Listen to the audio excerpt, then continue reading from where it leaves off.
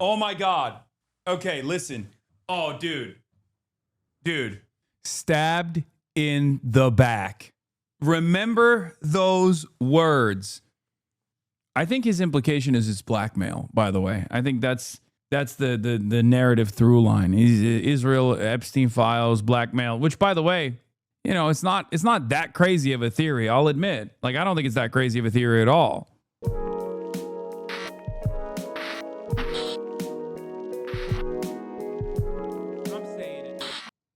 Anyway, let's get to Tucker Carlson. You spent a day with Trump. Tucker Carlson did an hour and 51 minutes with the New York Times, and there's some gems in here. Trump, and sort of like you're in this kind of dreamland. It's like smoking hash or something. It's interesting. Very interesting.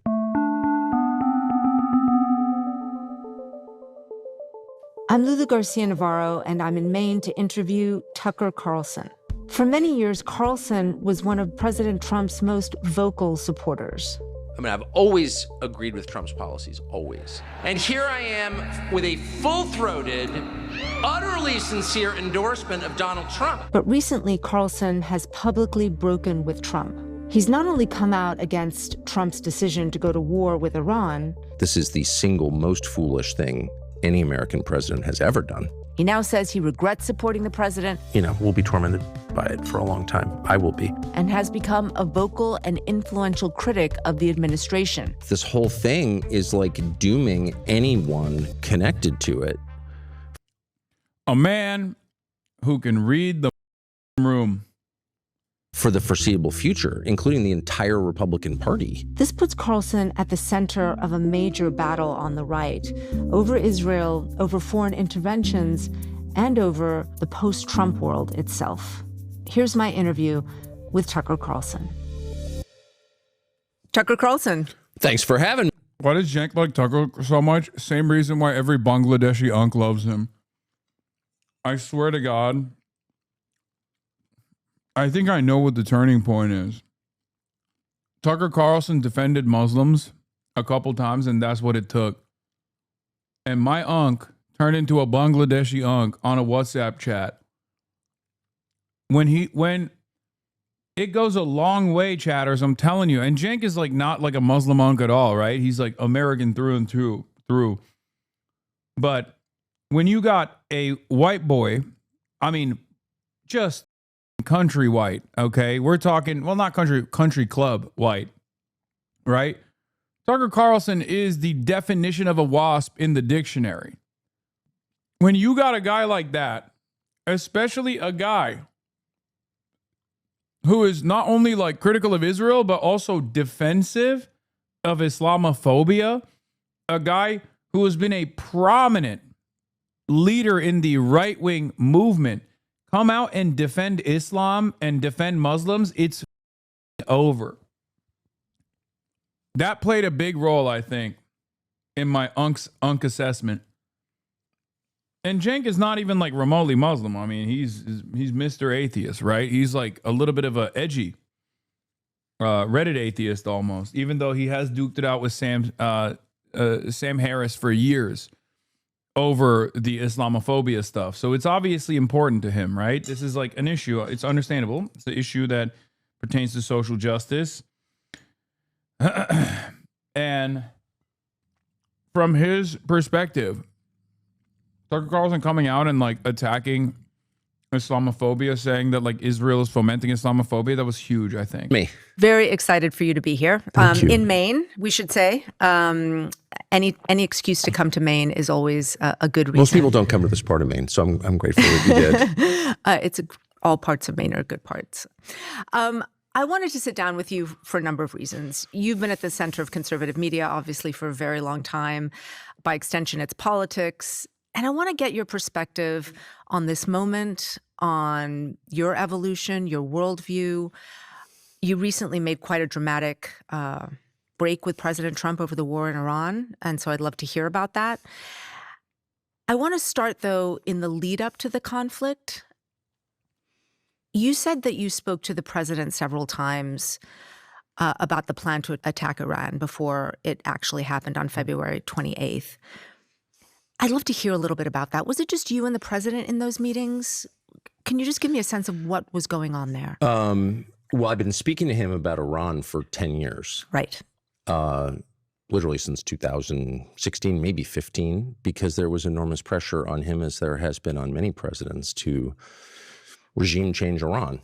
And we know, based on our experience with a much smaller country, Iraq, that's a tall order, and it doesn't necessarily lead to a place you want to go, and it's not good for the United States. So anyway, and Trump knew that, and that was one of the main reasons, actually, that I supported him during my time at Fox News and campaigned for him. And so it was really central to my views of Trump's candidacy and presidency. And so when it became clear in June that we were starting down this road toward a regime change war with Iran, I was baffled. I was very upset, not because I have allegiance to Iran, but because I thought it would be terrible for the United States, as it has been. Worse even than I imagined. But I could see exactly where this was going, and he was under enormous pressure to do this, once again, as all presidents in my lifetime have been. So we talked a lot in June. He embarked on this effort to take out Iran's nuclear program, which was really just the opening salvo in a regime change effort. He knew that. I told him that. Charlie Kirk told him that. We did it. We got out. And then it became clear this winter in January that we were moving toward this thing that we're in now. And I was just absolutely panicked about it. Did he explain to you why he wanted to take the country into war? I mean, I'm just trying to understand the dynamics of that conversation. What was he Well, there were saying? multiple conversations. Right. I flew to Washington 3 times in the month before, 5 weeks, 6 weeks before, and met with him in the Oval Office alone, and people file in and out with the White House Chief of Staff, the Secretary of State, et cetera. Had lunch with him on one of those occasions, and then I spoke to him by phone many times on this topic, and he would begin almost every conversation with, do you want Iran to have a nuclear weapon? To which I said, well, I'm sort of opposed to nuclear weapons. I don't want nuclear weapons. I don't want Israel to have a nuclear weapon. I don't want anyone to have a nuclear weapon. It doesn't seem like a good thing. But that's not the question. The question is, what do you do about it? And that was kind of the end of the rationale for doing this. He never seemed enthusiastic about it, ever.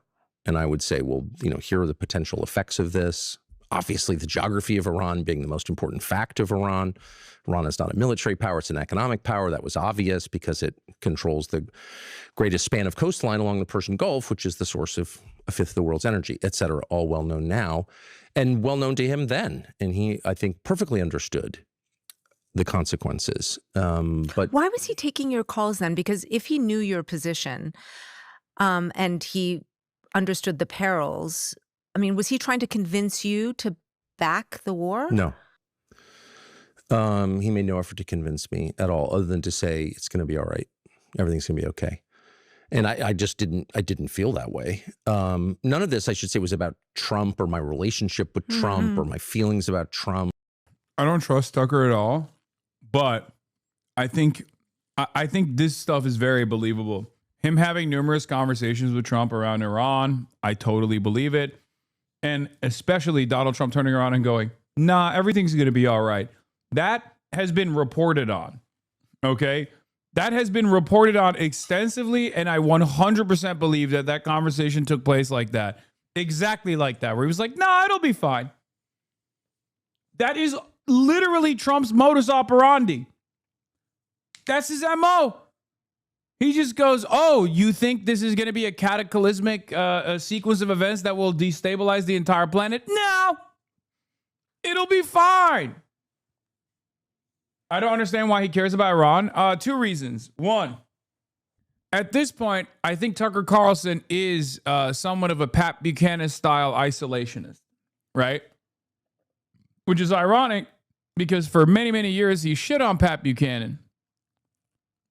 Now, do I believe that Tucker Carlson's main reason for supporting Trump's political rise was his impression of his opposition to the war in Iraq and a new war with Iran? No. I don't believe that. I don't believe that. He's lying about that. He's a grifter.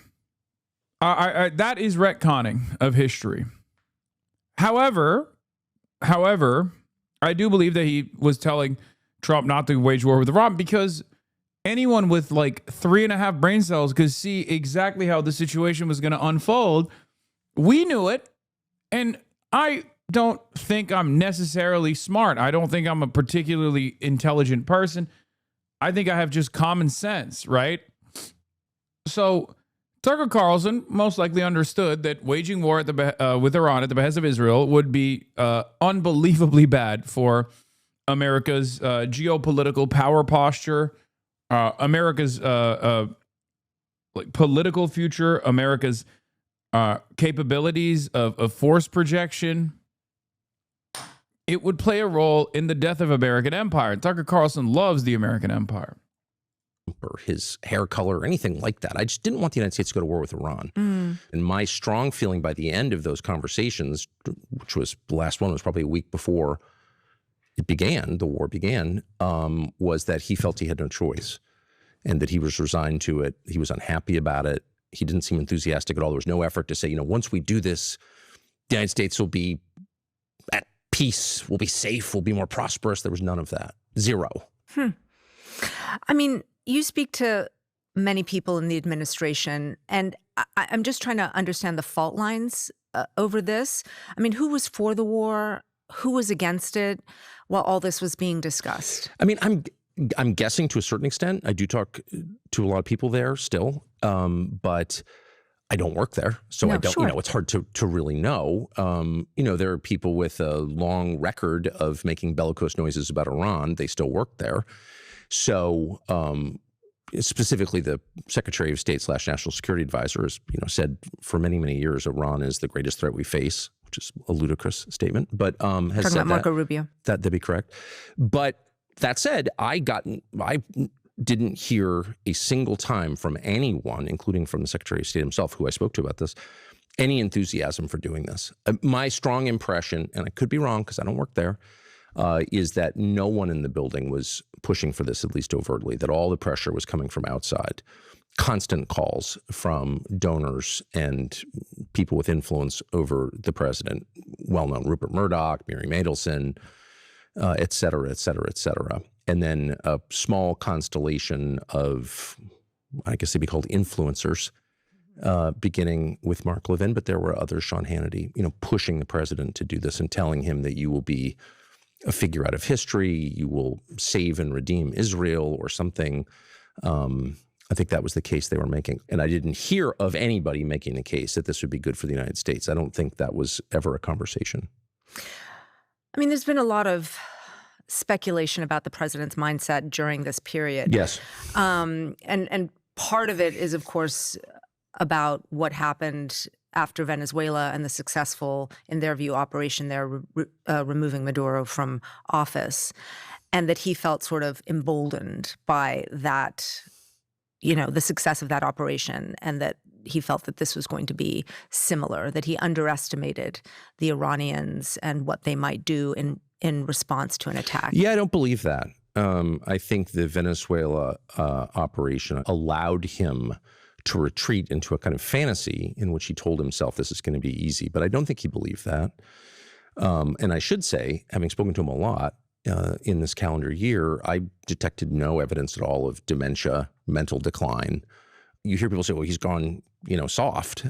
That was not my impression at all. Trump is not well informed on a lot of topics, for sure, is proudly ignorant on a lot of topics, but he has kind of remarkable powers of insight into people and power dynamics. Like, you don't get to be president by accident. The guy's smart in the ways that matter politically. And my strong read was that he was doing this against his will. Famously, the head of the Counterterrorism Center, one of the top intel officials in the country, Joe Kent, resigned shortly after the war began and said, "Oh my God. Okay, listen. Oh, dude. Stabbed in the back. Okay? Remember those words. Okay, I have in the past been critical of people, criticizing me for saying like, oh, Tucker Carlson says Trump is a slave to Israel. This is him working through the steps of regenerating a stabbed in the back myth for the glorious President Donald Trump and the glorious American nationalist movement that unfortunately made the mistake of listening to the Jews. Okay? 100 P. For those of you who don't know, stabbed in the back is a myth from an anti-Semitic conceptualization from Nazi Germany era, the Nazi Germany era, the idea that like Jews stabbed Germany in the back and therefore they must be punished. Okay? What he is doing right here, because look, I also think Israel urged and goaded and maybe even duped Trump into taking action in Iran. So I guess by some estimation, and I think my analysis is factoring in simply the truth, right? There is a little bit of an alignment with what Tucker and I are seeing. But if you actually scratch the surface, you realize that Tucker's sentiment here is to preserve the integrity and the myth of American imperialism being a force of good. Okay?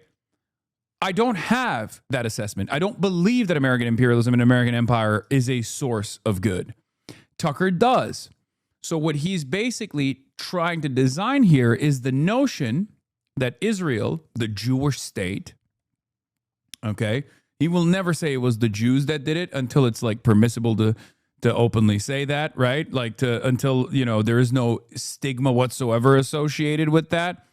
That's what I mean when I say openly say that. But his assessment is most likely that, right? But he won't say it. But it's very clear that Tucker Carlson is trying to create this idea that not only in Iran, but also in Iraq as well, if you listen closely to what he says, that Israel was the one that manipulated the American administrations, both in the past and currently, into taking action that they did not want to take. The idea that Donald Trump reluctantly waged war with Iran is wrong. It's just wrong. He was not reluctant to wage war with Iran. The most charitable interpretation of actual events that took place is that Donald Trump thought foolishly that it would be similar to the Venezuela operation. But he was enthusiastic about waging war with Iran. I will never believe the idea that like Donald Trump was forced, his hand was forced in the waging war with Iran. He really didn't want to do it. Same with Iraq. Americans just did not want to wage war with Iraq at all, but Israel, you know, got America somehow to go and wage war with Iraq. Did Israel play a role in Iraq? Absolutely. It's obvious. They did. Benjamin Netanyahu came and delivered a very famous speech to Congress. Israel was very enthusiastic, no matter how the pro-Israeli side tries to make it seem like Israel was not on board. American Jews were not on board, obviously, with the war in Iraq, as they are not on board with the war in Iran either, because they're American Jews. They're American, okay? They're American first. They're just Jews who happen to live in America.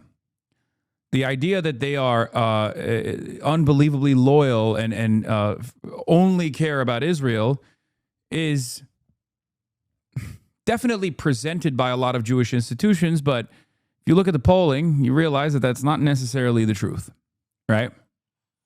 Having said that, I don't make the same distinction for Iran, and you might say, why? Because with Iran, there is definitely a divergence in interests. Okay, has America always wanted to blow up Iran? Certainly. For 47 years. But no president has ever done so. Donald Trump, on the other hand, has been unbelievably servile and unbelievably loyal to the interests of Israel, unlike any other president, with maybe the exception of Joe Biden. Okay? With Iraq, that was events set in motion far before. Benjamin Netanyahu came and delivered a speech in front of Congress. But like I'm repeating over and over again, this is important to understand. And this is something that I've been very critical of, like the Nick Fuentes of the world on as well. Their ideas, their worldview revolves around this false notion that American imperialism specifically, is a force for good. It tames the wild beasts of the world. And America can only do wrong if it's actually goaded into or forced through blackmail, hypnosis, whatever you want to call it. Only when American leadership is forced into taking these actions, and even when the leadership takes those actions, they're actually reluctantly taking those actions. That's what Tucker Carlson is saying here. It's a way to preserve the integrity of America. It's a very nationalistic mythos. Exactly the same That's the major distinction between my analysis of the situation and someone like Tucker Carlson's. thing. I think this decision is connected to a series of seemingly disconnected events, all of which revolve around violence. And we need to find out more about how this happened. And he was, of course, dismissed and threatened with an F. Yes, it's a weird way to absolve America's crimes and the centrality of blame and put it back on Israel instead of both countries. And that is the reason why this is a very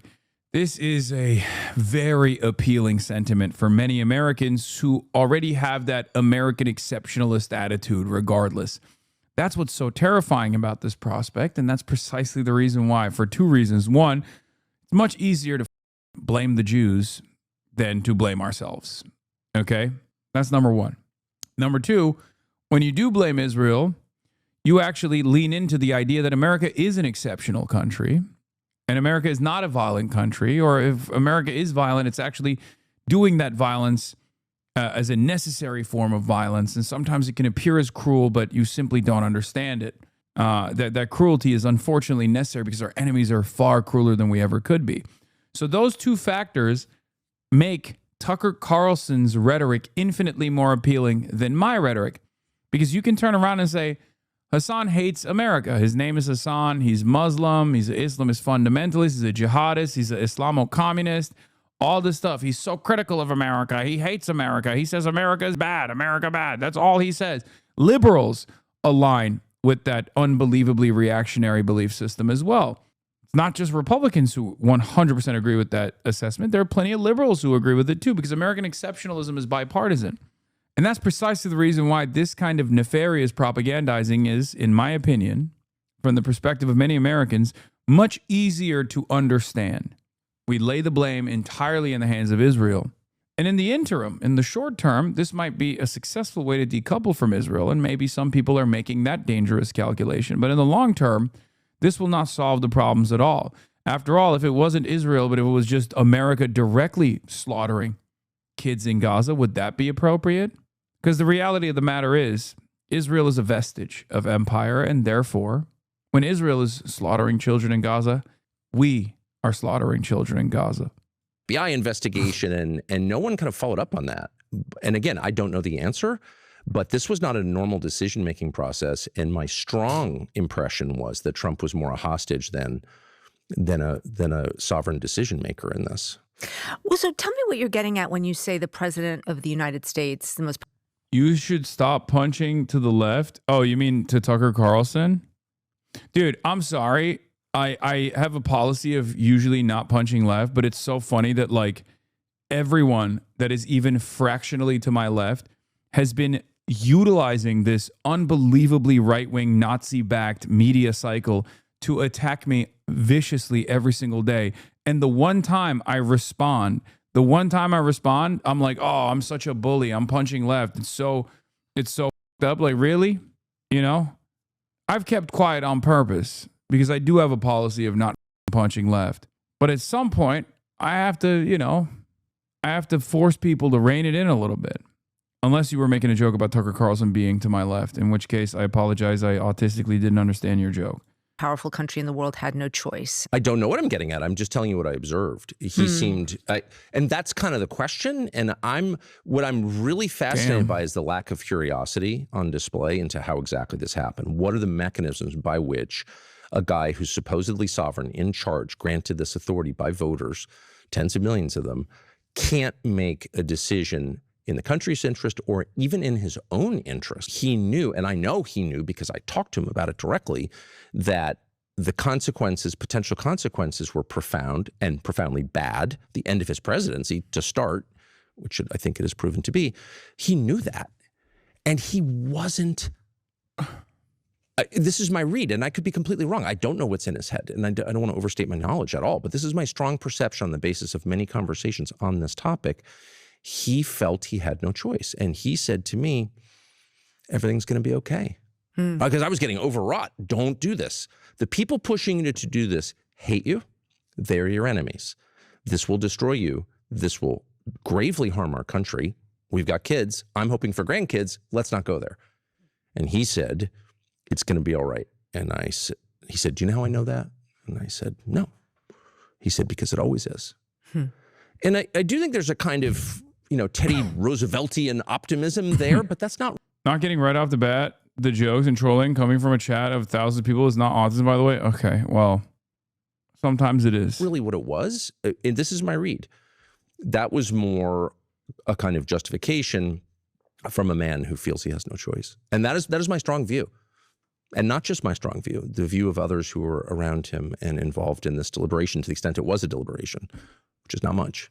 Who are the other people around him who had that view? I can't speak for the views of others, but I will just say once again, he's going to say J.D. Vance because this entire exercise is, in my opinion, to gain legitimacy and credibility in the anti-war movement, in the anti-Iran war movement specifically, so we can lend that credibility either to the likes of J.D. Vance or maybe even for himself or potentially Marco Rubio.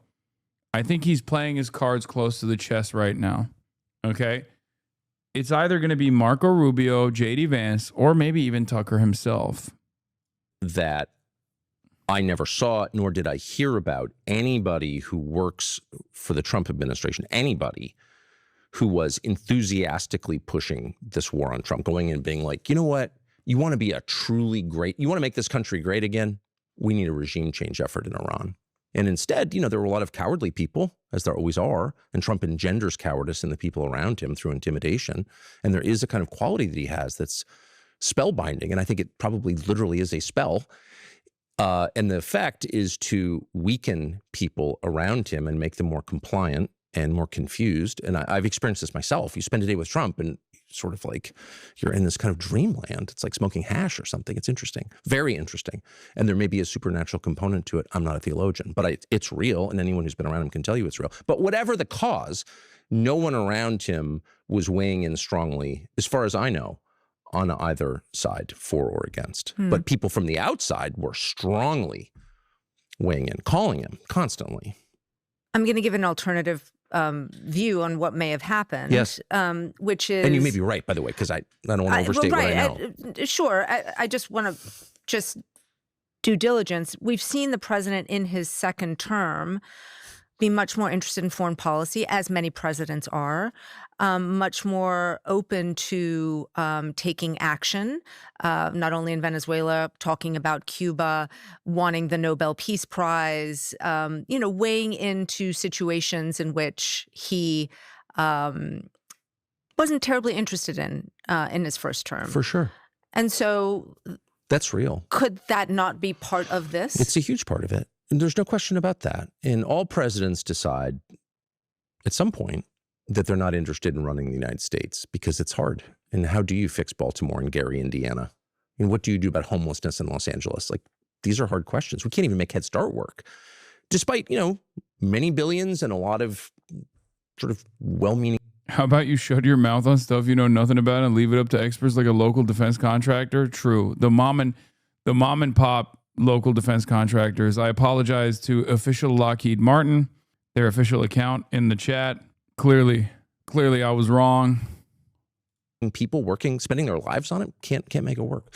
So these are hard problems, and I think it's universal. It's a universal experience among American presidents, but also among U.S. senators to decide, like, I'd rather run the world because the details are opaque. I don't speak these languages. You know, I can seem, well, first of all, it's a display of male power.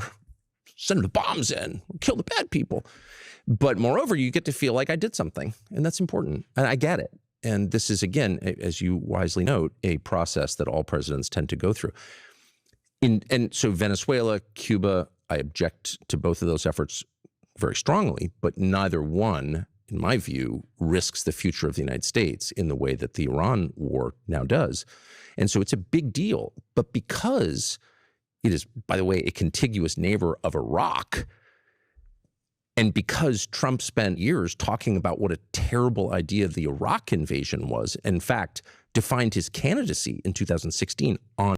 Yeah, that doesn't mean anything, man. Like, what the? Oh my God, how could Trump do this after he said so much about how dangerous the Iraq invasion was? Clearly, something changed dramatically. I don't know. It's not like Donald Trump was actually a peaceful dove. Wow, he lied. Wow, I can't believe Donald Trump lied. What else? I wonder what else he must have lied about. What else did he lie about? For example, he said he was going to drain the swamp. The DC swamp has been swampier than ever since Donald Trump got his money molestation paws on it, especially in the second term. He even lied about locking Hillary Clinton up, which was an unfathomable L. It could have been the one upside. This is like little baby upside. And Hillary Clinton still roams free. You know what I'm saying? It's like, yeah, Russia, Ukraine fixed by day one. He just lies about everything. It's easier to find what he's saying. It's easier to find something that he said that is like truthful than it is to calculate all the lies. Yeah, new Trump truth. I will soon be reviewing the plan that Iran has just sent us, but can't imagine that it would be acceptable in that they have not yet paid a big enough price for what they have done to humanity and the world over the last 47 years. Thank you for your attention to this matter. Donald J. Trump, President Donald J. Trump. At that point, it's hard for me to believe that he just sort of organically reached this place at the end of February. He's like, oh, I think it's a good idea. He did not think it was a good idea. Shutting down a fifth of the world's oil and gas? Of all people, Trump knows that's bad. You said he's a hostage just now. You told the BBC he's a slave to foreign interests. Correct. So I just want to ask you to be sort of explicit. I mean, Trump is being held hostage by whom? Or by who, Benjamin or by Netanyahu and by his many advocates in the United States. And we know that not simply because Trump started the war on February 28th, but because he couldn't get out. See, then it's the modern Bailey. Like, now when asked the direct question, he's going to go back to like very reasonable criticism, right? Like, his starting point was like, Trump is very clearly reluctant. The real question here isn't just to ask him like, who's doing this? Okay. The real question isn't who's doing this, because everyone knows who's doing it. It's correct. Tucker Carlson is saying something true. The foundation for defending democracy is literally an Israeli cutout in Washington, D.C. Okay? The administration just yesterday posted a foundation for defending democracy graph. Like, they are not hiding it. They've copied and pasted FDD statements. FDD is straight up an Israeli cutout. That's all it is. Its original name was called Emet, which means truth in Hebrew.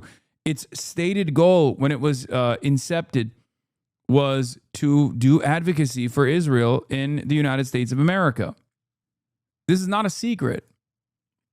So just understand that when the admin is doing that and hiring an FDD guy, it's very obvious. Yeah, Trump admin as negotiating team Nick Stewart from FDD Action joining Witkoff's peace missions office. Like, that is an Israeli agent, okay?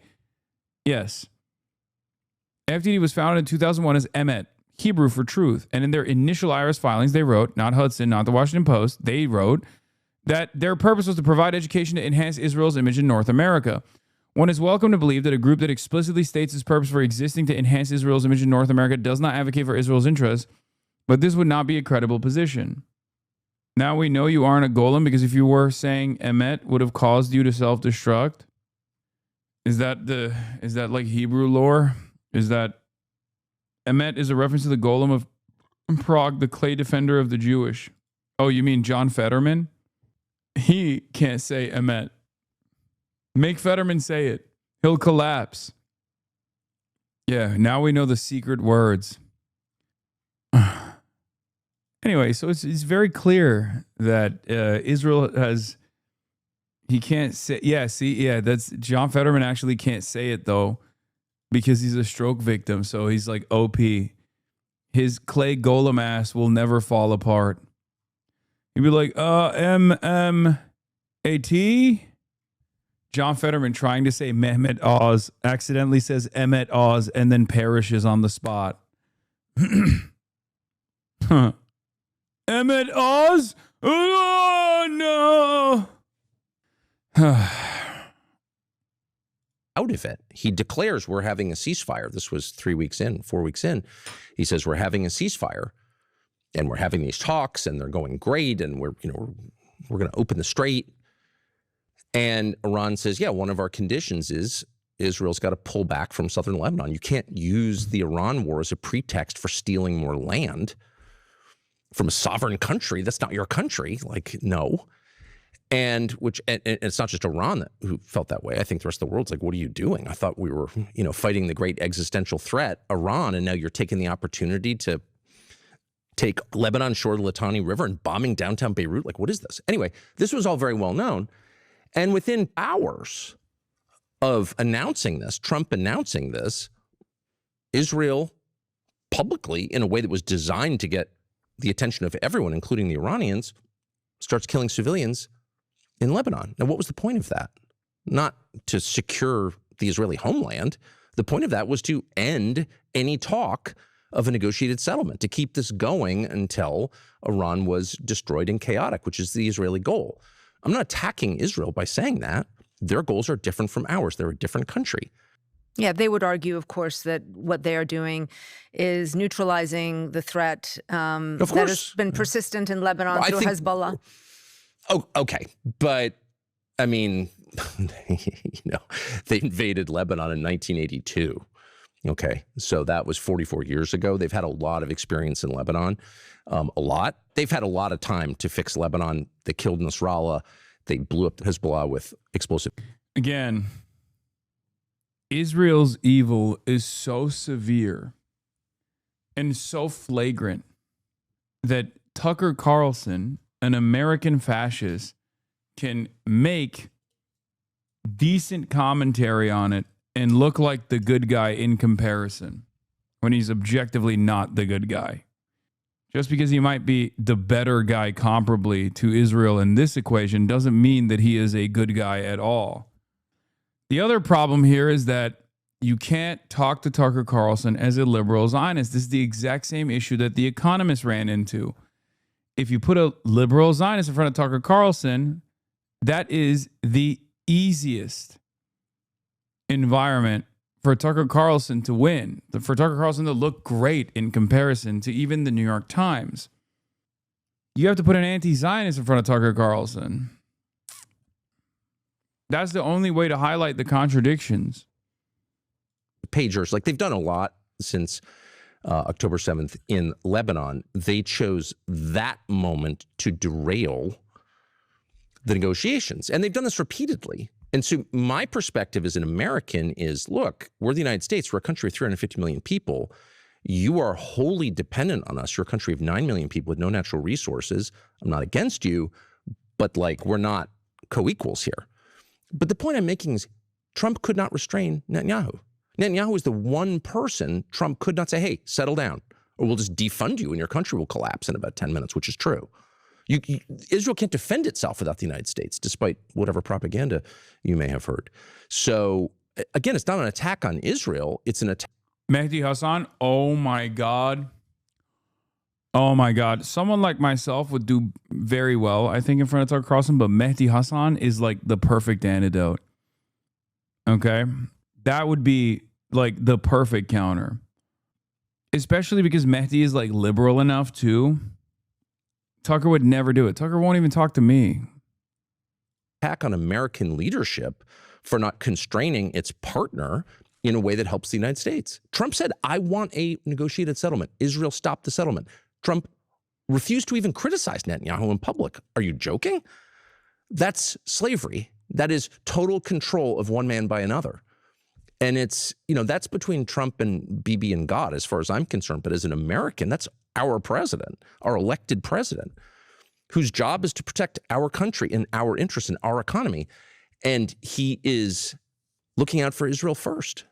That's outrageous. And no amount of like, oh, you're an anti-Semite, which I'm not, and I'm never going to be, is going to stop me from noting that that's outrageous. It is outrageous. Before we just move on, I am curious about this one point, which is obviously Israel has tried to exert its influence on a number of presidents. Many presidents have been asked. That's, by the way,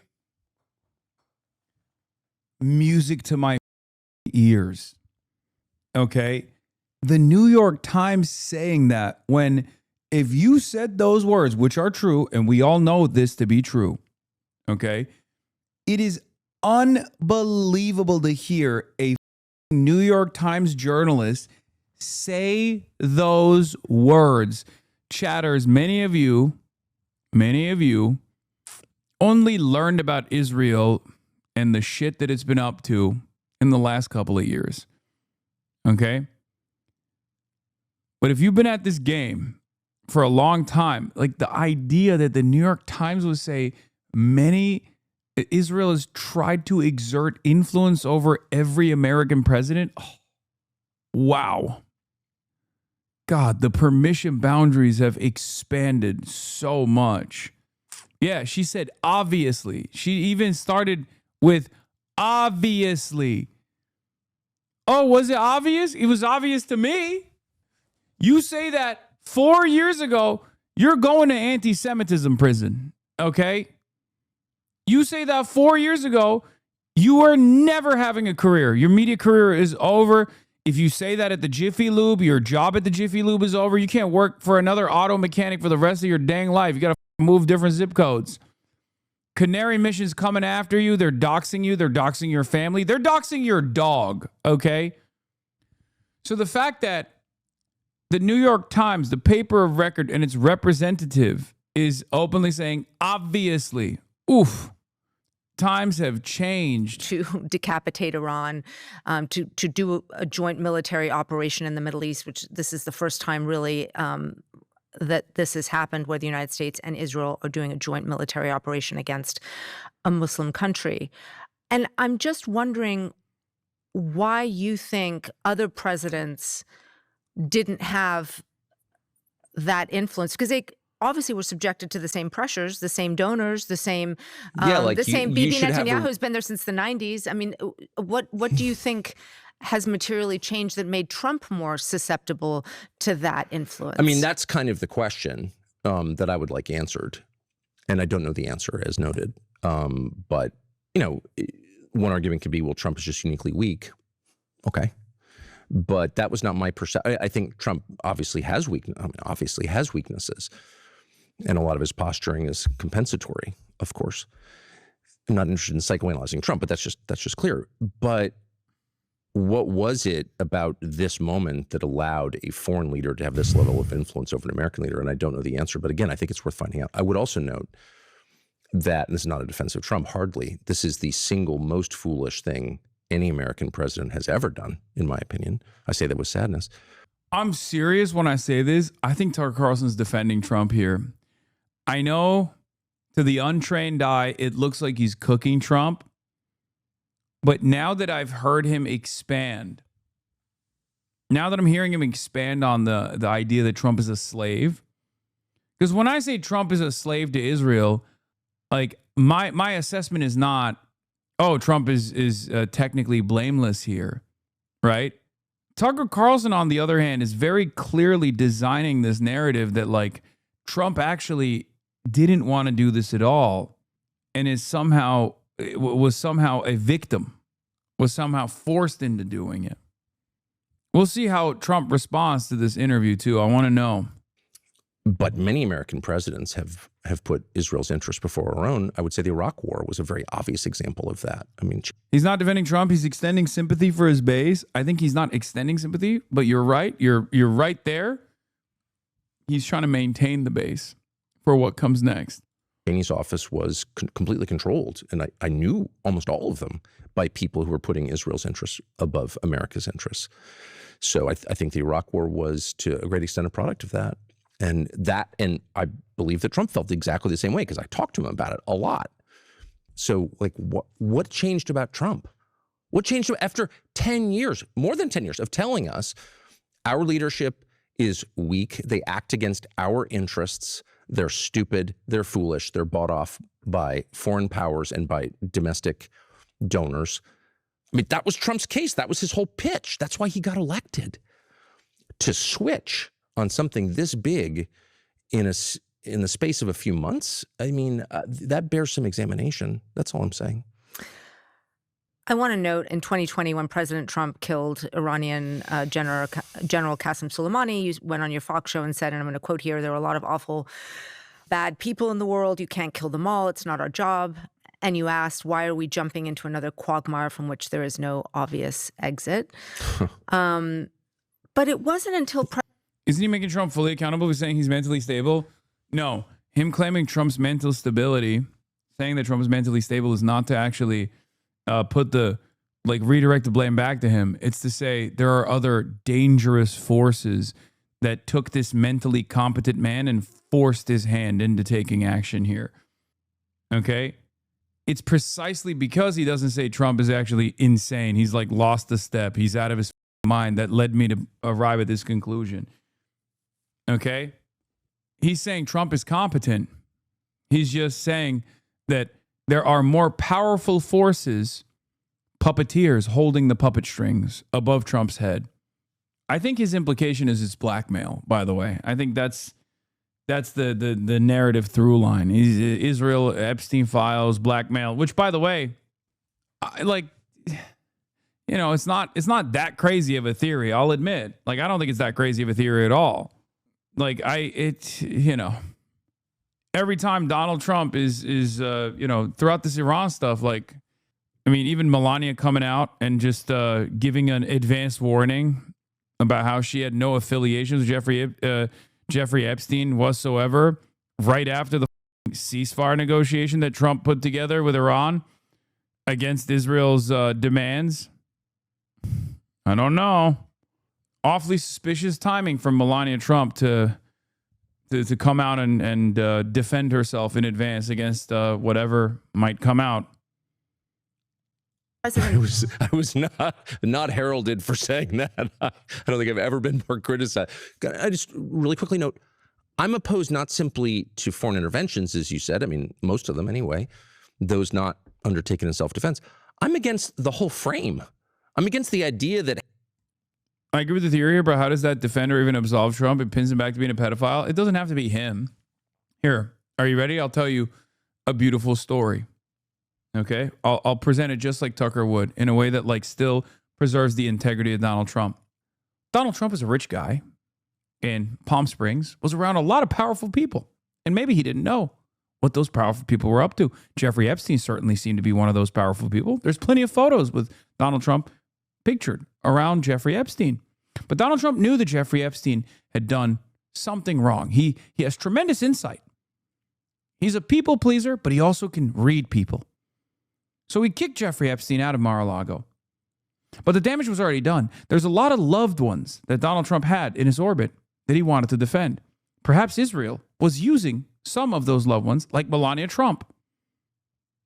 After all, what powerful man would allow their wife, their loving partner, to be disparaged, ritualistically humiliated in media?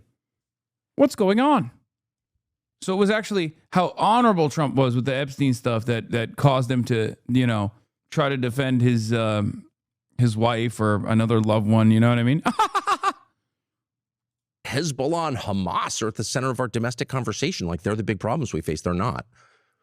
Like, they're not a bigger problem than like the behavior of Citibank. I'm sorry. Russians bought a lot of homes in Florida back then and now. Dude, that's so funny. Compromat. Yeah, dude. The people blackmailing the pedophile president are the Russians and not Israel. Like, it's funny that to, at this stage, be like, Russia is the one that was the destabilizing factor here. Agent Krasnow. Yeah, maybe Russians who live in Israel, who operate as agents of Mossad. Credit card debt is a much bigger problem than Hezbollah will ever be. So stop with this. Stop with the brainwashing. This is bonkers. I live here. I'm almost 57. I've lived here a long time. Hamas and Hezbollah, while they're not getting my endorsement, are not relevant to the experience of most Americans. So like, once you start thinking like that, you betrayed your country. So it wasn't until President Trump threatened Iran's civilian infrastructure with a profane Truth Social post this past Easter Sunday that you actually started quite explicitly speaking out against him. Yeah, you can't attack Jesus. How's that? Well, in a monologue on your show, you said, "How dare you speak that way on Easter morning to the country?" Tell me what you were responding to right then, because it really is, I think, a seminal moment for you in terms of publicly breaking with the president. So I will say, I don't do monologues. That's ad lib. So that's just, I didn't write it. I don't have notes. It's just like, that's how I feel. So it's probably not as coherent as it should be. But that was really just an emotional reaction to the experience of waking up on Easter Sunday, the holiest day on the Christian calendar, and a day of joy and hope, literally the resurrection of Jesus, and seeing Donald Trump using profanity, threatening to... He just mocked you, saying he wouldn't endorse Hezbollah. Yeah, that's why the New York Times is not doing a 2-hour sit down with me and is doing a 2-hour sit down with this danger, Tucker Carlson. What the do you think is the reason? Because Tucker Carlson is unbelievably safe, okay? By the standards of being critical of American foreign policy, Tucker Carlson has spent most of his career as a commentator defending American foreign policy. Well, the New York Times did do a podcast with you. Buddy, this is very different than that, okay? This is the interview portion. It's an entirely separate segment designed around understanding the nuances of one singular person. Very different than me going on Ross Douthat's show to get yelled at by Ross Douthat at a time when, right after Charlie Kirk's assassination, they were trying to present me as a dangerous figure that should be prosecuted by the American government and not some liberal like Jimmy Kimmel. That's what Ross Douthat was trying to do in that convo, trying to jam me up. Or, I don't know, going on New York Times podcast to talk about like micro-looting or whatever the This is very different. Murder civilians. I mean, that's a crime. That's a moral crime. So to brag about that and then to mock Islam, I don't think you should mock people's faith. I don't care if it's Judaism or Christianity or Islam, but it's especially galling as a Christian I voted for Trump in. It is actually kind of crazy because Tucker Carlson is like a media figure, mainstream media figure, has been around for a very long time. I think in the last 2 months, I've probably gotten more reporting, like more negative reporting from both Fox News and also CNN and other like liberal outlets, as opposed to the Tucker Carlson commentary hour. Like Tucker Carlson certainly receives a good deal of that. He's critical of Israel, so obviously he's anti-Semitic narratives, right? He definitely has been on the receiving end of a shit ton of hit pieces, but never to this degree, never to this severity. Perhaps it's because he doesn't say certain things. Like Tucker Carlson is not going to ever endorse any sort of militant resistance against America or Israel, right? He's never going to do that. He's never going to do that. He just said he opposes mocking Islam. He's not that dangerous. Don't you think his anti-Zionism makes Tucker Carlson less dangerous? Wait, what are you talking about? No, we're talking about dangerous from the perspective of mainstream media, chatter. You're misunderstanding. He's not an anti-capitalist. He actually is a defender of capitalism, and he's not an anti-imperialist. In 2024, and one of the main... He's not even an anti-Zionist. He's not even an anti-Zionist. His job isn't to try to explain to people why, certain groups that have been dominated for 80 plus years are going to inevitably fight back. At most, he'll say, Hamas and Hezbollah are not my primary concern. What's going on? Why are we even talking about these guys? They're not dangerous to America or whatever, you know? Typically. But I voted for him this last election and campaigned for him in a bunch of cities with him because I felt that there was clear persecution of Christians in this country, people of faith.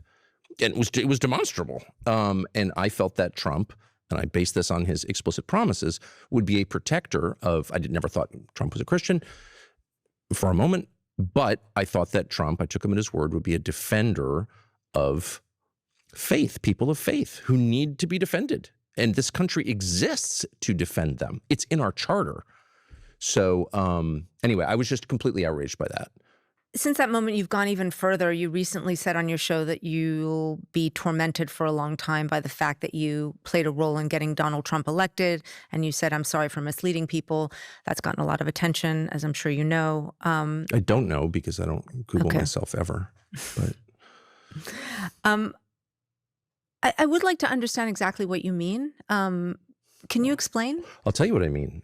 I truly believe that the baseline requirement, the ticket of admission to the conversation is admitting when you are wrong. And I spent 10 years defending Trump on Fox News. I'd probably do it again because on the issues, I agree with him. I never defended a single thing I didn't believe. But at this point, the consequences of this decision are so bad for the United States and for my family and your family that like you just have to say it out loud. Like I'm a small reason. I don't think I moved a lot of votes, but I tried to. I told people. Is there a greatest hits of Tucker Carlson being a white nationalist so we can exposure therapy some chatters? Hold on. God damn it. I looked up Hasan Piker, Tucker Carlson breakdown.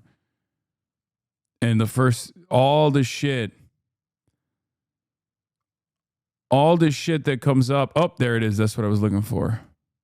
Hi, Tucker Carlson's white pilling your dads every night. On the left, you may have noticed everything is about race. Everything, even things that have nothing to do with race.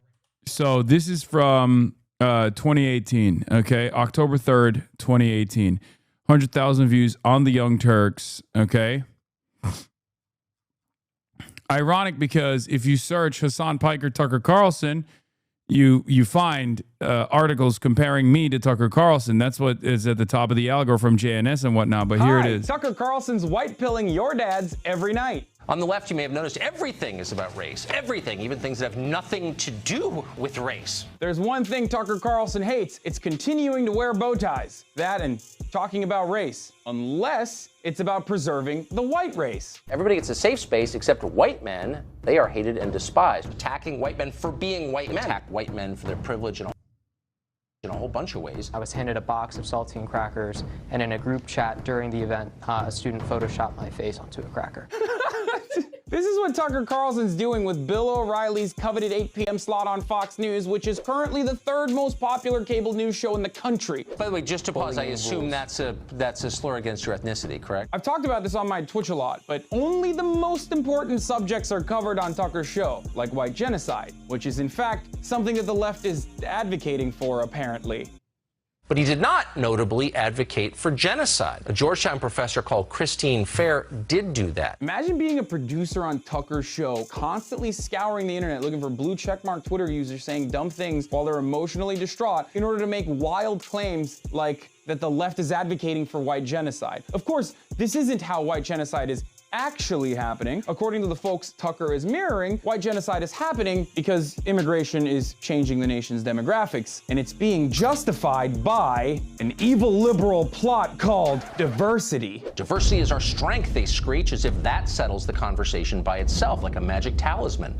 Diversity. We hear about it nonstop. It's the mainstream motto. Tucker's relentless attacks against diversity, multiculturalism, and immigrants as a whole are literally identical to white supremacists, white nationalists, and neo-Nazis. They're also reductive and oftentimes completely baseless comparisons. How precisely is diversity our strength? Since you've made this our new national motto, please be specific as you explain it. Well, for one, diverse executive boards generate better returns, among countless other studies that show the many benefits of diversity, but I'm sure the biases of racially anxious agitators are more important than empirical evidence. Can you think, for example, of other institutions, such as, I don't know, marriage or military units, in which the less people have in common, the more cohesive they are? Well, Tucker, you have the most in common with your family members. Are you suggesting keeping marriage within your family? Why do you want to have sex with your cousins, Tucker? Also, as far as non-diverse militaries...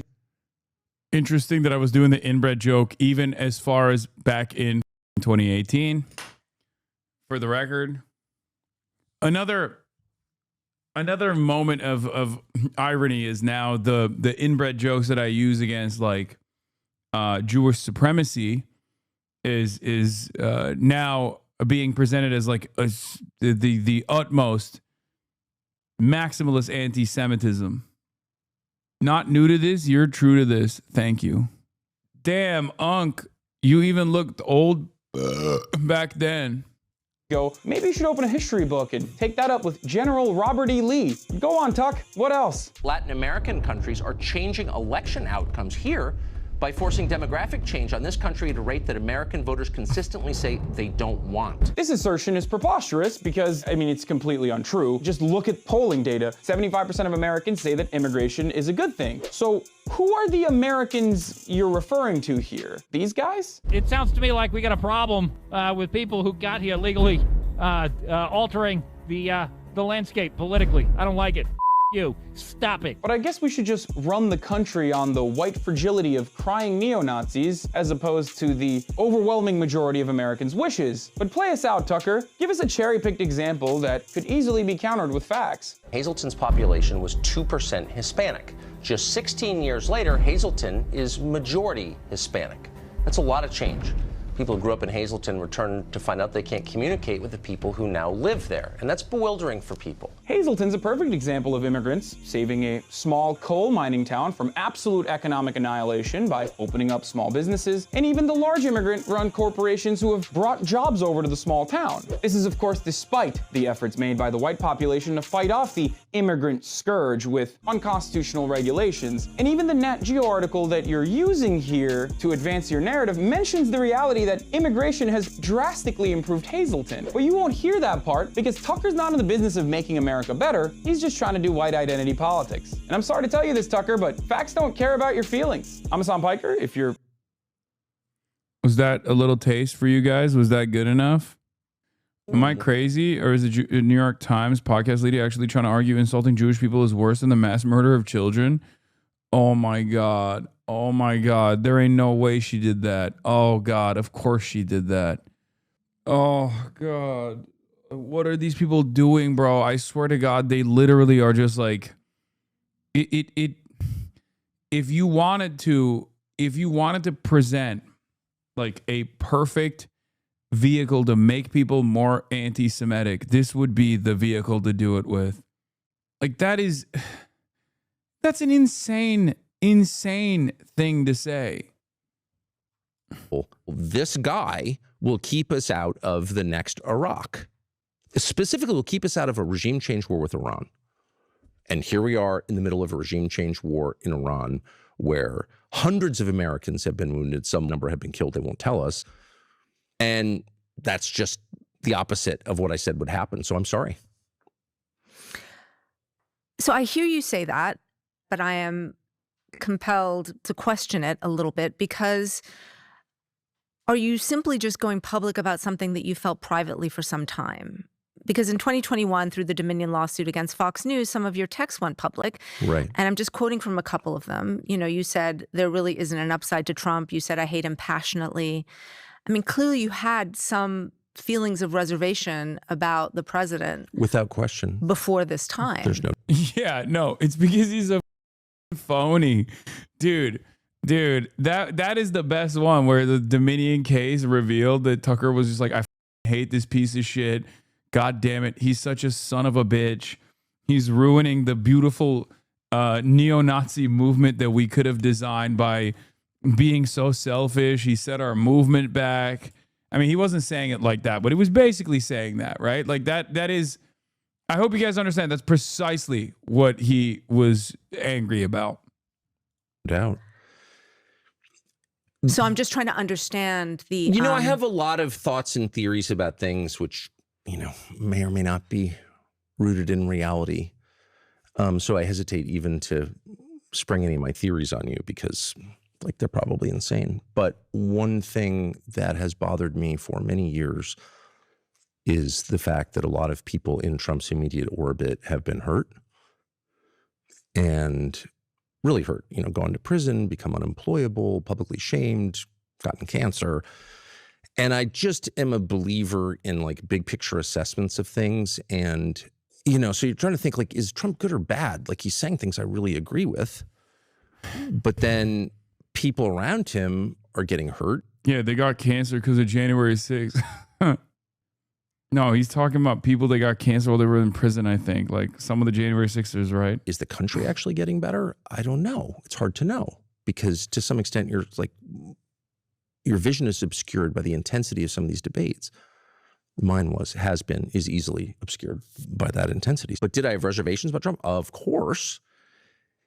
And, you know, to some extent I sublimated them or rationalized them away or focused on areas where I agreed with him. All my fault. But I told myself, and I to some extent still believe, like it's the big decisions that matter. And I knew, because I know the Democratic leadership really well, that they're completely under the control of the same forces and that we would get a regime change war inevitably in Iran if they were elected. And so I told myself, Trump is the way to avoid the really bad thing. To come back to this moment for you, which is there's the political case against Trump that you make. But I do want to ask you about the moral case that you've been making as well. And that's a word that you've used. You know, in that monologue responding to Trump's Easter post, you said that Trump's comments were evil. And I just want to understand that a little bit better. Do you think only his comments are evil, or does the evil extend to Trump himself? Is he evil? I just want to be really clear that there's a lot of evil in me and in every person. So I just don't.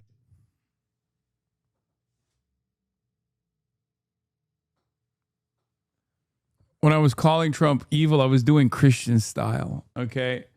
I was doing it Christian style. Now, obviously that, for us, that's a satisfying statement to hear from Tucker Carlson because he is objectively evil, but he's not doing that right now. I just need you to understand. He's doing like when I call people evil, I mean, in the same way that we're all a little bit evil. We're all sinners after all, you know, Christian style. That's what it is. That's what it is. That's what it is. That's what it is. Don't want to, and I've certainly experienced it in myself, and I've seen it in all people. You know, we're all capable of evil. So I want to pull back on the judgment and be very precise about what I was saying, which is you cannot mock other people's gods and put yourself in their place. Period. That is a deal killer for me. That's worse than the war with Iran, in my opinion. Yeah. But I ask because, you know, you've been talking on your show about whether Trump is the Antichrist. I have not said that. On your show the day after Easter. That's worse. That's worse than murdering little schoolgirls, okay?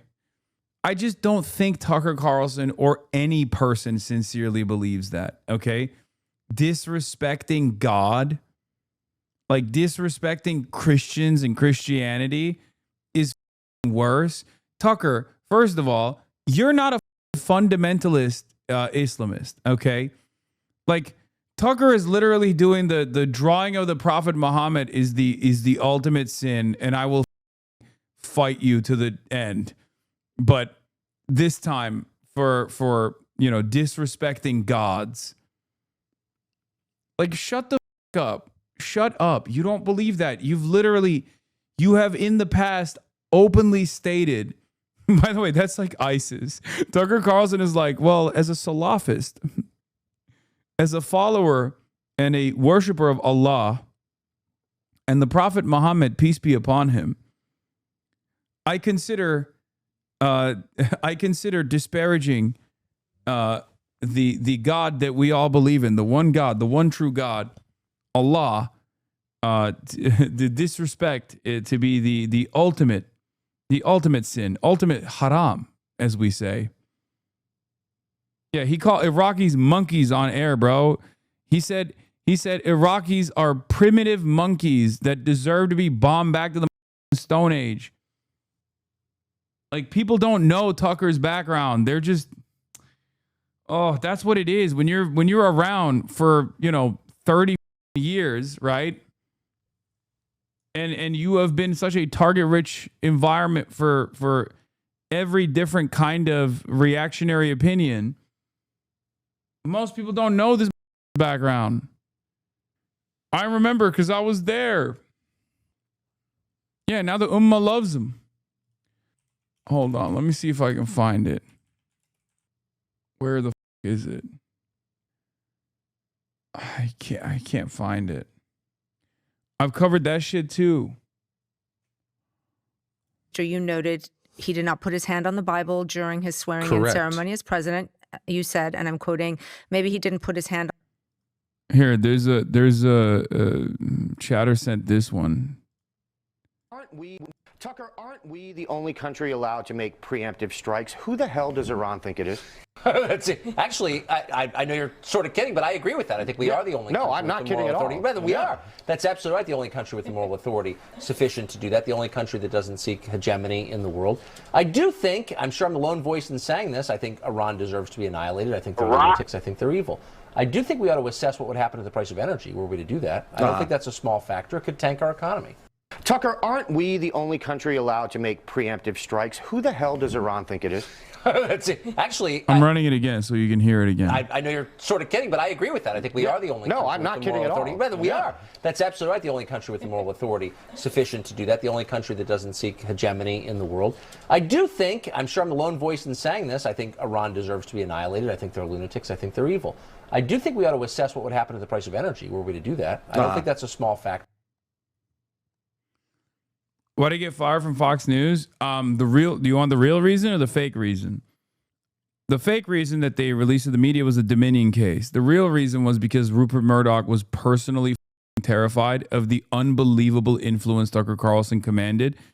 The real reason was that, and I remember reading something about this at the time. Like, Rupert Murdoch had like a much younger wife at the time, and she had become a huge Tucker Carlson fan.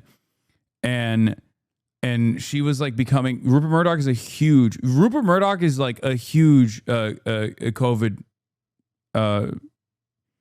what's the, like, not truther necessarily, like he's really worried about COVID, famously. It's kind of unbelievable when you think about how much anti-vax conspiracies Fox News has actually, no, he's not a skeptic. He's not a denier. No. Quite the opposite. He's a major COVID realist. He is responsible for so much COVID skepticism when he was an unbelievable COVID paranoid, a COVID paranoid person, COVID conscious person. I don't know what the right word is. Yeah, he was Putin levels of COVID avoidance. Yes. In his personal life. I talked about this in the past. He basically shut himself off from the rest of the world. He basically shut himself off from the rest of the world during COVID, during peak COVID. He cut the line and got the vaccine before anybody else did. And it's really funny because he's terrified. He's old and he's terrified of dying. And he was really, really, really scared of COVID. And yet all of his newspapers, all of his media outlets did so much harm. So much unlimited harm to the discourse. Iraq is a crappy place filled with a bunch of, semi-literate whining from a black politician about how you don't like me because I'm black, using racism as a defense, right? I can't. Yes, I know he apologized for defending the Iraq war, dude. Yeah, I know. He was a silly little 34-year-old or something at the time. when he was saying all this stuff. He was just a guy who was duped, okay? I know. You people will believe anything, okay? It's awesome. I've spent my whole life in the media. My dad was in the media. Like, that is His dad was in the CIA. a big part of the revelation that's changed my life is the media are part of the control. Calling it one of the biggest regrets of his life. I know. He's changed. It's just crazy because nothing else changed. Control apparatus. Like, there's no. What do you mean, you people? You know exactly what I mean. Dumb who fall for anything. Yeah, I know. Because you're younger and smarter and you're like, Yeah. But what if you're me and you spent your whole life in that world? And to look around and all of a sudden you're like, oh, wow. Not only are they part of the problem, but I spent most of my life being part of the problem, defending the Iraq war. Like, I actually did that. Can you imagine if you did that? Well, what do you think? What is one of your biggest regrets in your career? Oh, defending the Iraq war. That is it? Well, I've had a million regrets, not being more skeptical, calling people names when I should have listened to what they were saying. Look, when someone makes a claim. Yeah, these are the type of who will literally believe Tucker Carlson and then say Grant Plattner is a phony. There is a literal Venn diagram that's a circle there, okay? There are hella people who genuinely think Tucker Carlson is a changed man, and those very same people are like, well, Grant Plattner is a child killer, baby murderer, bloodthirsty monster who's just obviously fake.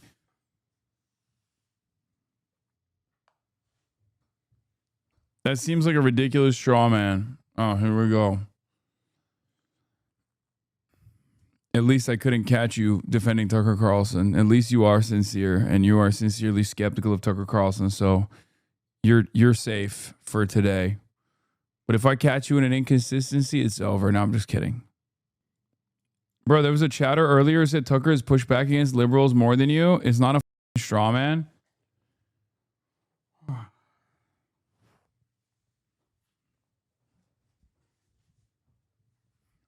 Why spend your whole life fighting for your values, fighting for your principles, fighting for social justice, advocating, even when no one's looking, advocating for the same exact things when there's 35 people in here as opposed to 35,000, getting yelled at endlessly, doxxed, swatted, smeared all around the internet, when you can just make a heel turn one day and be like, yeah, actually, now that this shit's unfavorable, I decided it's bad.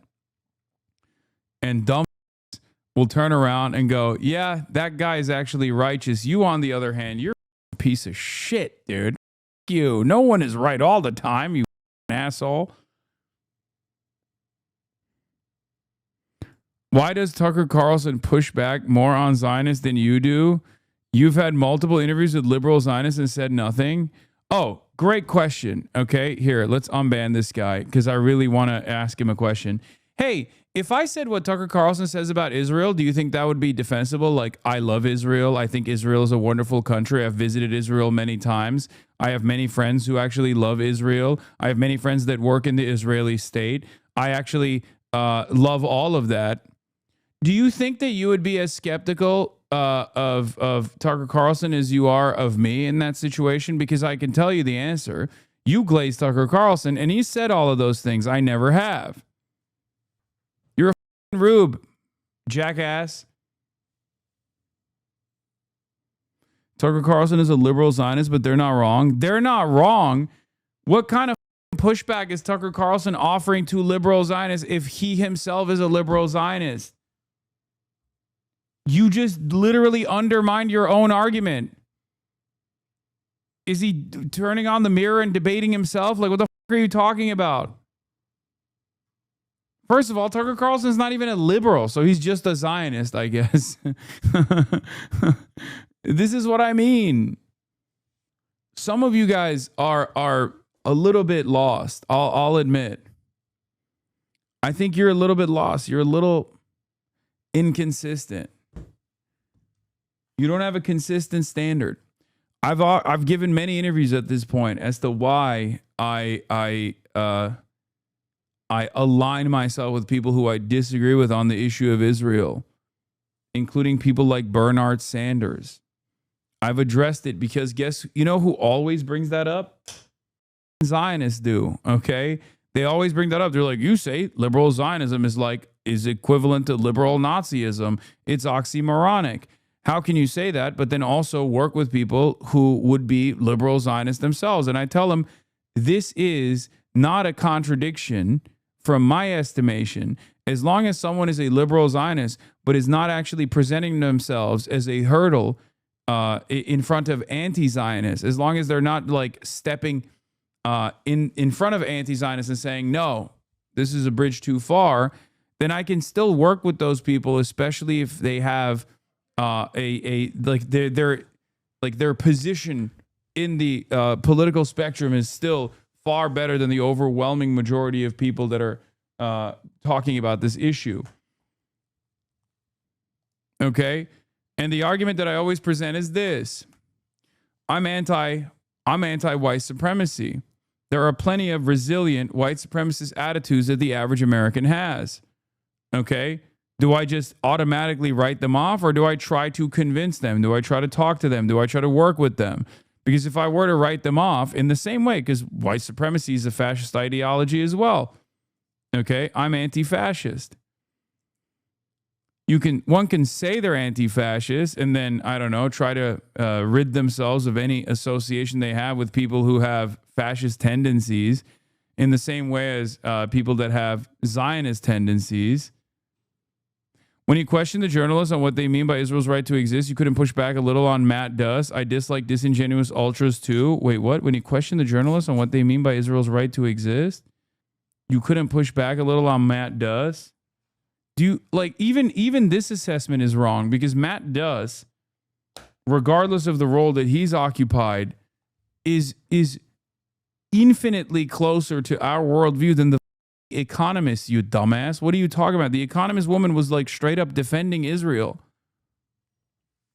And that's not true. I literally did actually push back on Matt Duss's defensive and offensive weapons distinction.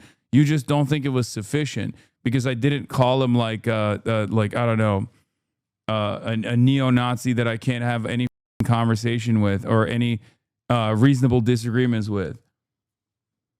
But once again, you say I dislike disingenuous ultras too, but then you turn around. Oh God, this is gonna restart another cycle in the discourse. Again, I'm telling you right now, chatter, you don't have consistent principles on this. If you think Tucker Carlson does a better job pushing back against liberal Zionism, when you admit that he himself could be considered a liberal Zionist, that doesn't make any sense. You accuse the chatter of being lost, but the line you draw on Zionism, liberal or not, is pretty arbitrary, because that's what beliefs are. There's a line you draw that doesn't mean you have some magic set of rules the rest of us don't. Okay, but the magic set of rules cannot be not only defending Tucker Carlson, but even going so far as to say Tucker Carlson does a better job of addressing Zionism than I do. Do you agree with that chatter's distinction here? Do you agree with the line that chatter has drawn, no matter how arbitrary? Or do you feel like it's unbelievably incoherent, especially considering that the chatter himself has admitted personally that Tucker Carlson could be considered a liberal Zionist? Tucker Carlson could also be considered many things, like white nationalist, a fascist. Oh. He is the number one advocate of the white replacement theory, the great replacement theory. There's only one question that's important at the very beginning, which is the claim true or not? So I say, you committed murder or you rigged the last election before you... I don't know. I think you're afraid of being mocked by Tucker. Yeah, so afraid.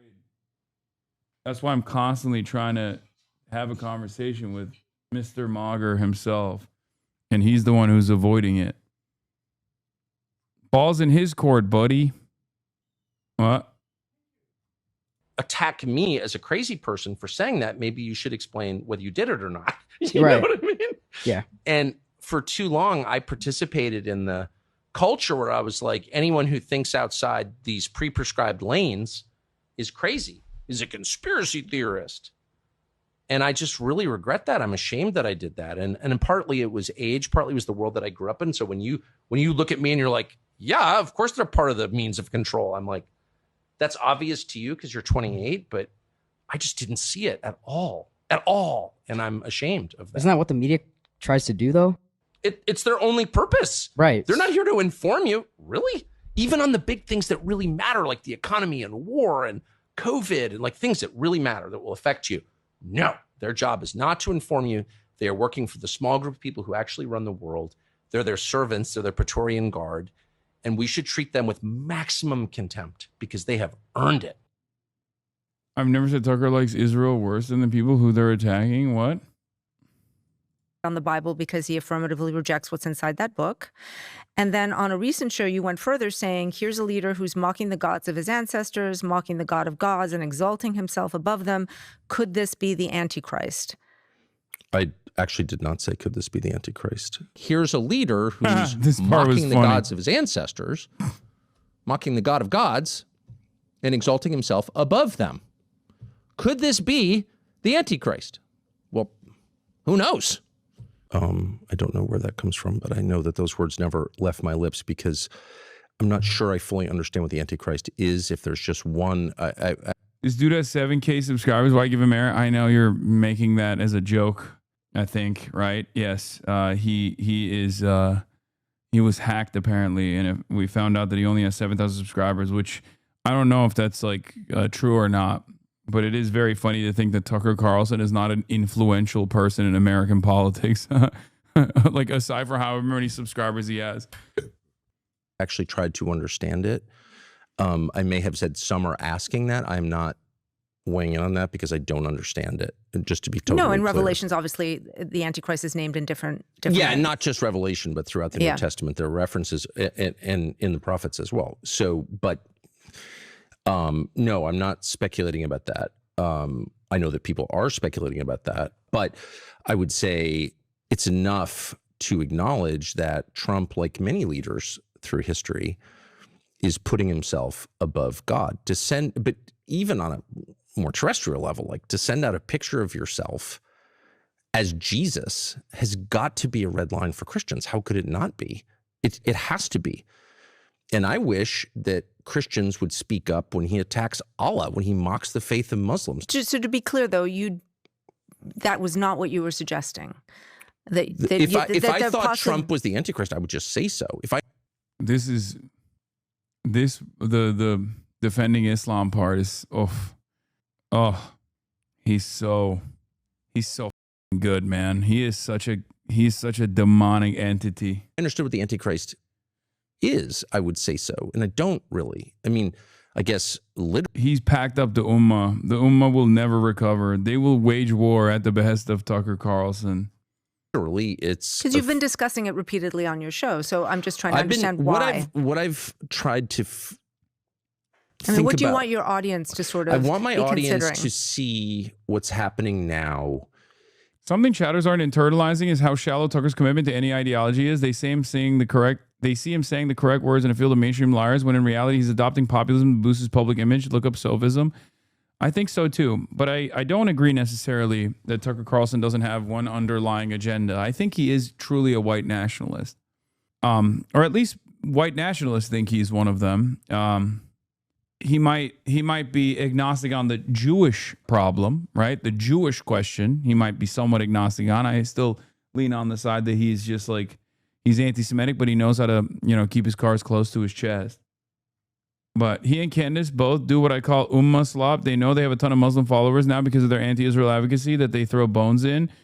The only issue is they break with other Christian nationalists or things that Muslims care about. Yeah. There is nothing more powerful than a white man defending Islam, a white Christian man defending Islam from a position of authority in the eyes of the entire Muslim world. Or, Candace Owens as well, Powerful American Christian woman. Oh, you don't understand, dude. These are going to do numbers in the WhatsApp group chats. Oh my God. In terms beyond just material. Obviously, the commodity flow through the Strait of Hormuz is, essential to the global economy. Got it. But I also think there is a world beyond our senses. Every culture and civilization has understood that from the beginning of time, and we're in this weird anomalous moment where we've been trained not to think that, but it's real. And this is a realization that's dawning on me. I mean, I wasn't thinking like this at all until several years ago. So I don't want to pretend that I'm a shaman or anything like that. I just want to make the point repeatedly, again and again and again, that there are unseen forces that act. There is a spiritual realm, and we are subject to those forces for good and bad. And I don't think that Bro, this guy once unironically said that he woke up one night and he has scratches all over his body and he thought that there was demonic possession at play. Oh my Lord, it's like such a ridiculous person. any person can deny that. I just want to make the point that you did say, could this be the Antichrist? And then you said, well, who knows? You did use those words. So, man, then my apologies to you if there's video of me saying that. I guess what I'm expressing to you is it doesn't. Boom. Yeah. Wow. He's so apologetic. He's so good, dude. He's such a good guy. You see, he's sincere and he's apologetic. Reflect exactly. Why are you still pressing him? How I feel. That suggests a precision that I haven't arrived at. Trump is the Antichrist. Well, you'd have to define, I mean, we're sort of quibbling here, but you'd have to define Antichrist. And I know that I can't define Antichrist, and it's not clearly defined in the New Testament. I'll be honest, like the only thing that I think he has had a sincere change of heart on is the violence of Israel. I do genuinely believe that he found the violence to be unconscionable. I think that is sincere. I'm willing to go that far. Some might. I don't think it's just anti-Semitism motivating him to say the things that he's saying. I don't think it's like his allegiance to the pearl of the Gulf, the nation of Qatar, a beautiful nation that I am, of course, I also demonstrate fealty to.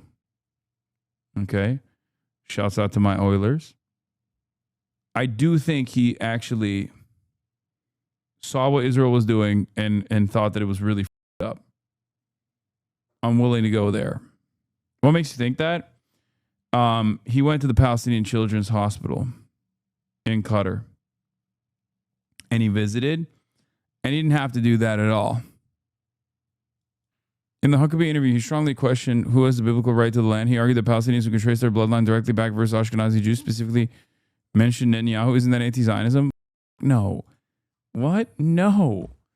No, not at all. That's blood quantum science. Who gives a shit?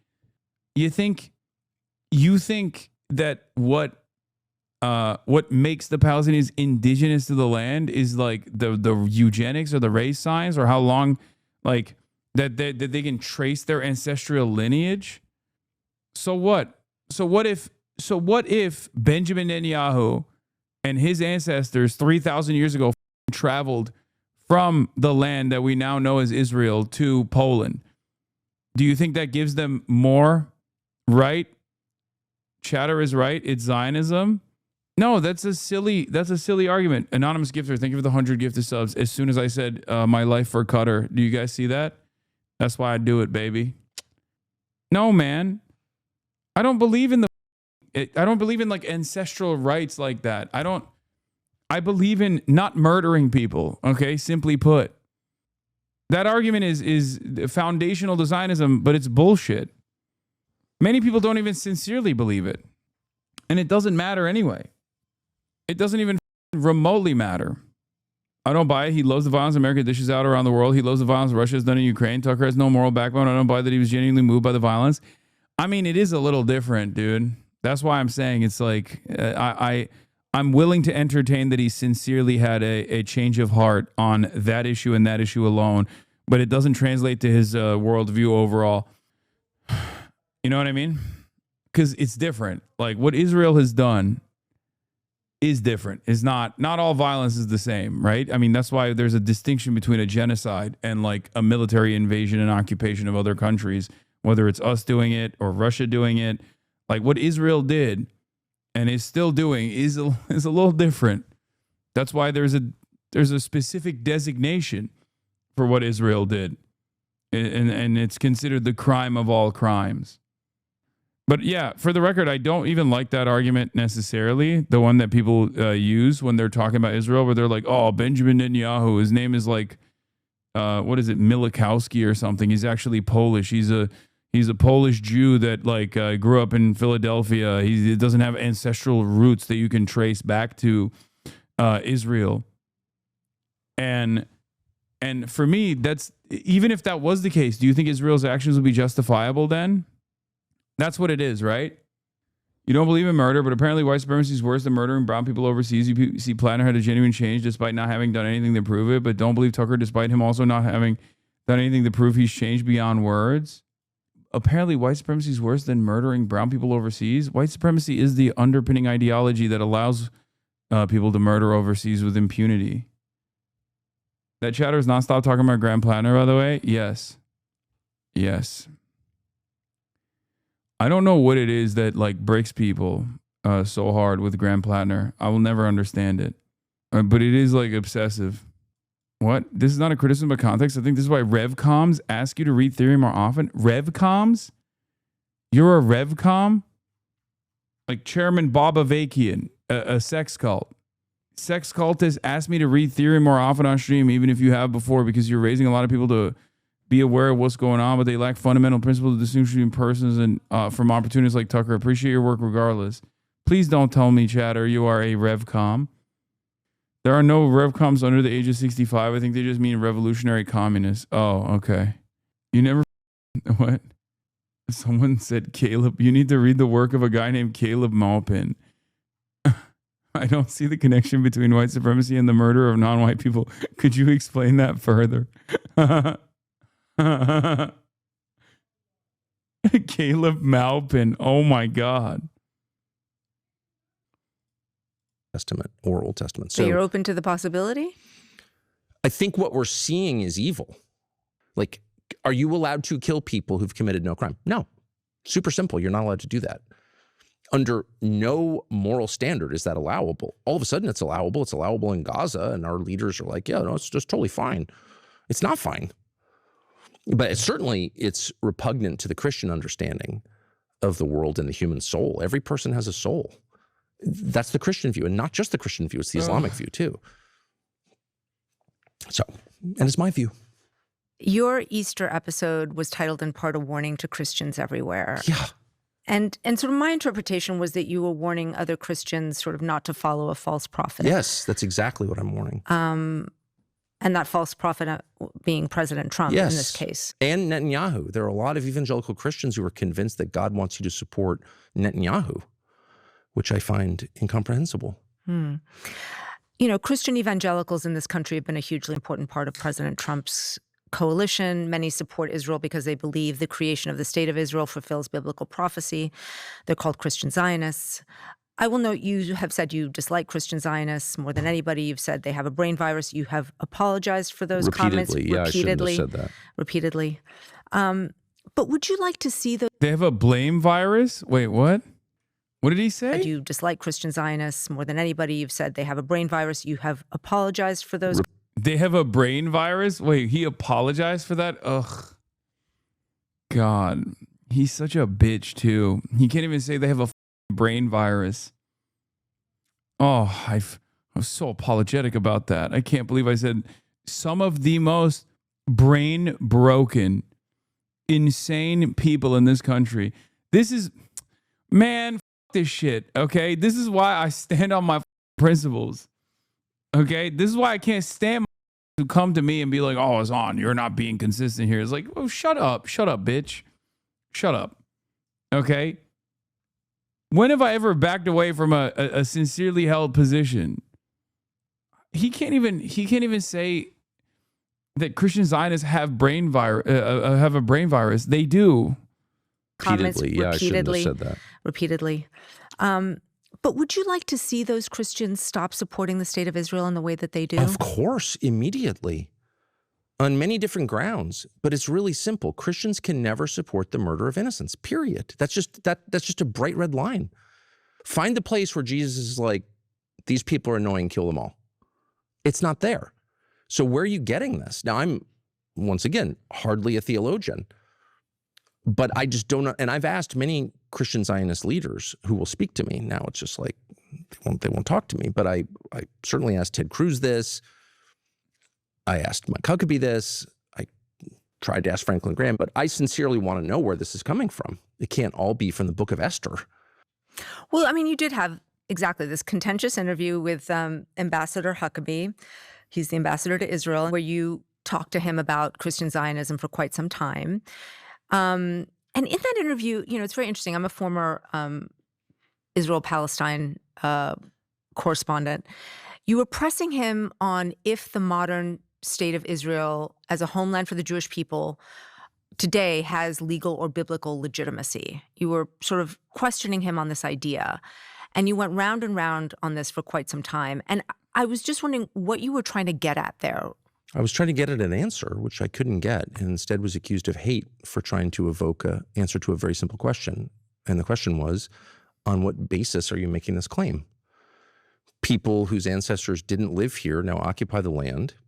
That's very common in history, by the way. I'm not even objecting to it. What I'm objecting to is the claim that it's God's will and that Israel, because of this, has the unique right to exist. Okay, where does that right come from? Well, the right comes from the Bible. Okay, well, I'm not a Bible scholar, but I've certainly read it a lot.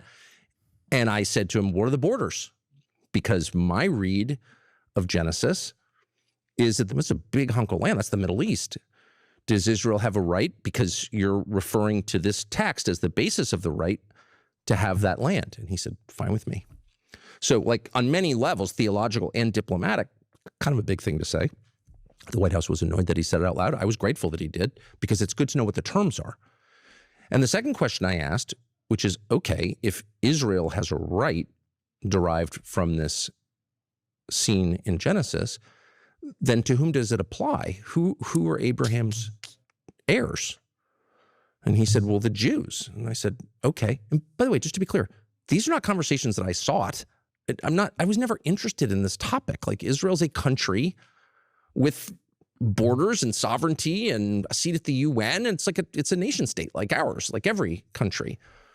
The second you start telling me that as a Christian, I'm obligated to support the government of this country, then I have a right to ask you what you're talking about. It's that simple. So, okay, fine. I flew all the way to Israel, which I didn't want to do. And I asked him, what are you talking about? To whom does this right apply? And on what basis? Shut up, anti-Semite. Okay, now. So from my perspective, that was like the most revealing conversation I think I've ever had. Why, though, were you so interested in those questions about?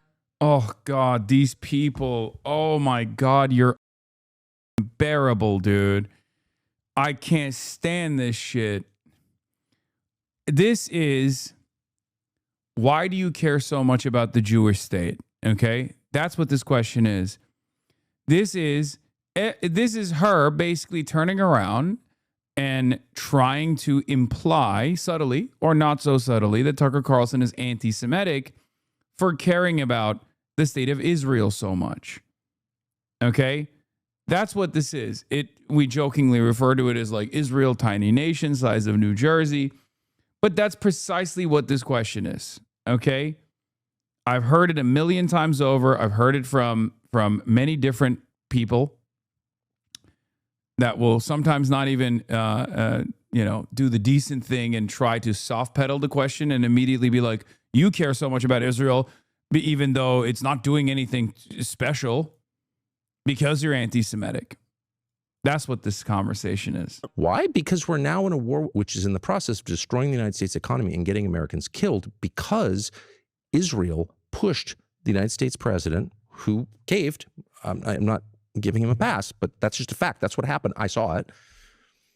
And Israel has that power in our Congress, not because we have so many Jews. I don't know how many Jews live in the United States, fewer than 10 million, I think, but because we have tens of millions of evangelical Christians who unquestioningly support Israel. Oh, dude, he's doing... This is like early days, okay? This is like early days Hasanabi retorts right here. It's true. It's not wrong for him to say this. It's technically correct. But it is very funny for him to just be like, well, there's a lot more Christian Zionists. There's a lot more evangelical Christian Zionists, and they show tremendous loyalty to the state of Israel. A lot more of them exist than Jews in this country. It's like he's rolled back the tape. Okay, he's been watching old Hasanabi hits from early on. Yeah, aping my shit, 100p. Oh my Lord. Because they believe it's their theological duty to do so. So on this question hangs the future of the American economy and the lives of American service members. There's no more important question. And the effort to push me away from that question by calling me names, calling me a hater, saying I'm obsessed with Israel, okay, I would be grateful never to think about it again. I find Israel actually geostrategically irrelevant, except to the extent that we imbue it with relevance at the behest largely of evangelical Christians.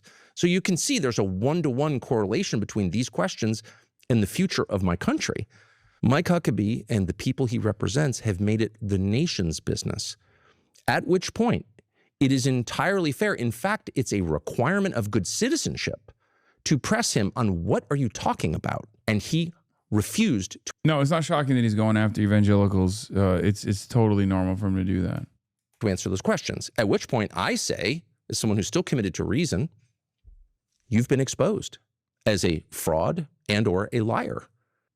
I think one of the reasons why this was particularly notable for many people, that interaction that you had with Mike Huckabee, and the reason you in particular got so much pushback is because there is an enormous sensitivity around Israel being the homeland of the Jewish people.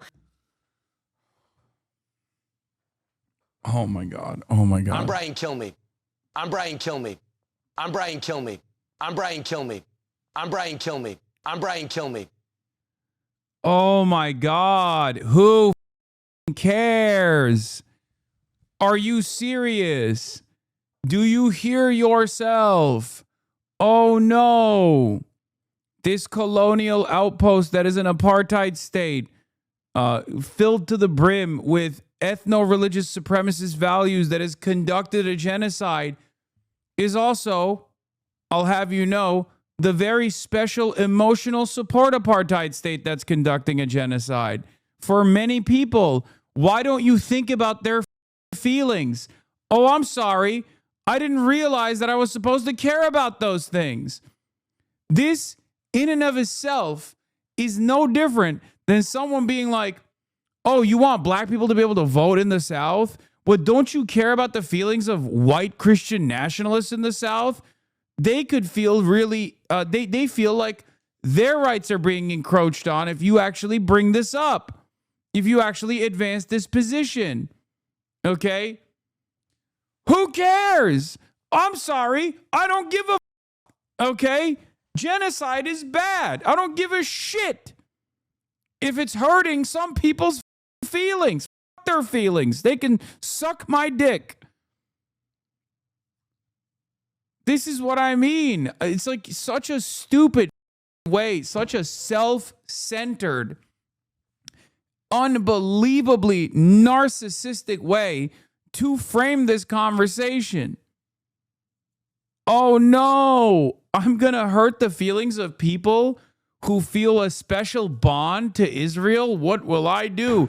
This is also part of the reason why I get so mad when people are like, Hasan, you're a Zionist, or Hasan, you engage in like Jewish exceptionalism or whatever because I separate actively Judaism and Jews from the nation state of Israel, where people will be like, oh, dude, that's Jewish exceptionalism or whatever or the fact that I also care about anti-Semitism implies that I'm engaging in Jewish exceptionalism. It's bullshit, okay?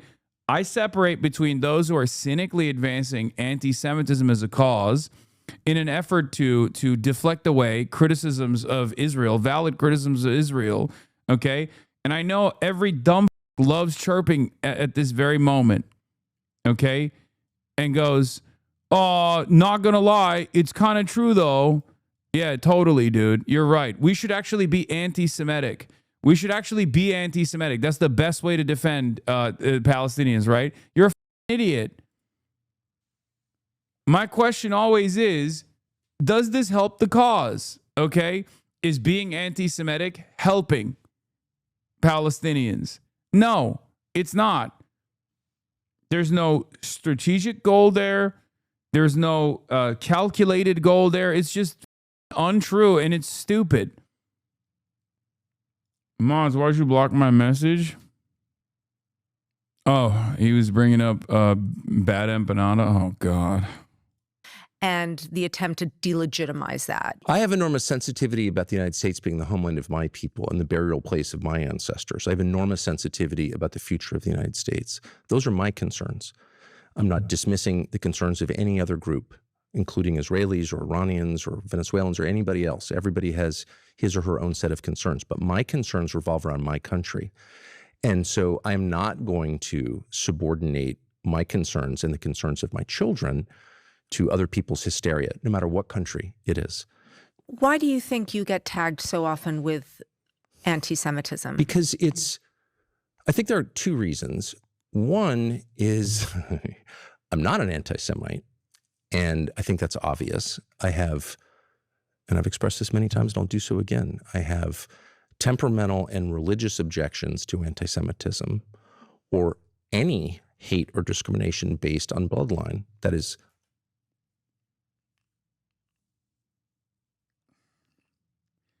bro, this man literally said there's 65 million people that need to be deported, which happens to be the same number of Latin Americans living on U.S. soil.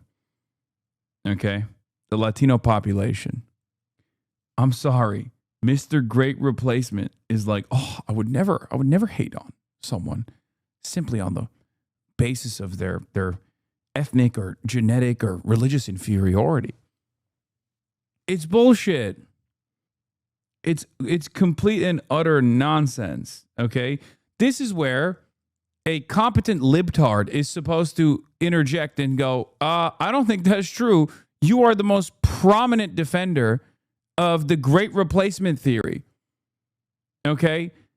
Like, please, be a competent libtard, okay?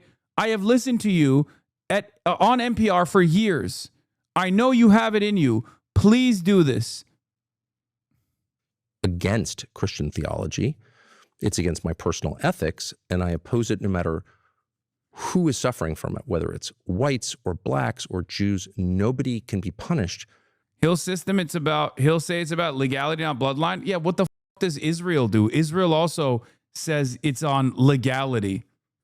Yeah, black people were legally discriminated against. Okay? Just like Palestinians are technically legally discriminated against under Israeli law. Legality doesn't mean anything. It's just bullshit. For his bloodline, period. I don't believe in collective punishment, unlike the Israeli government. So that's number one. I am opposed to anti-Semitism, and that's a threat because I'm not approaching this as someone who wants to hurt Jews.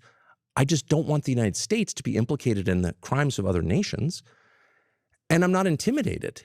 And number two, that is a much easier conversation than answering very simple questions like.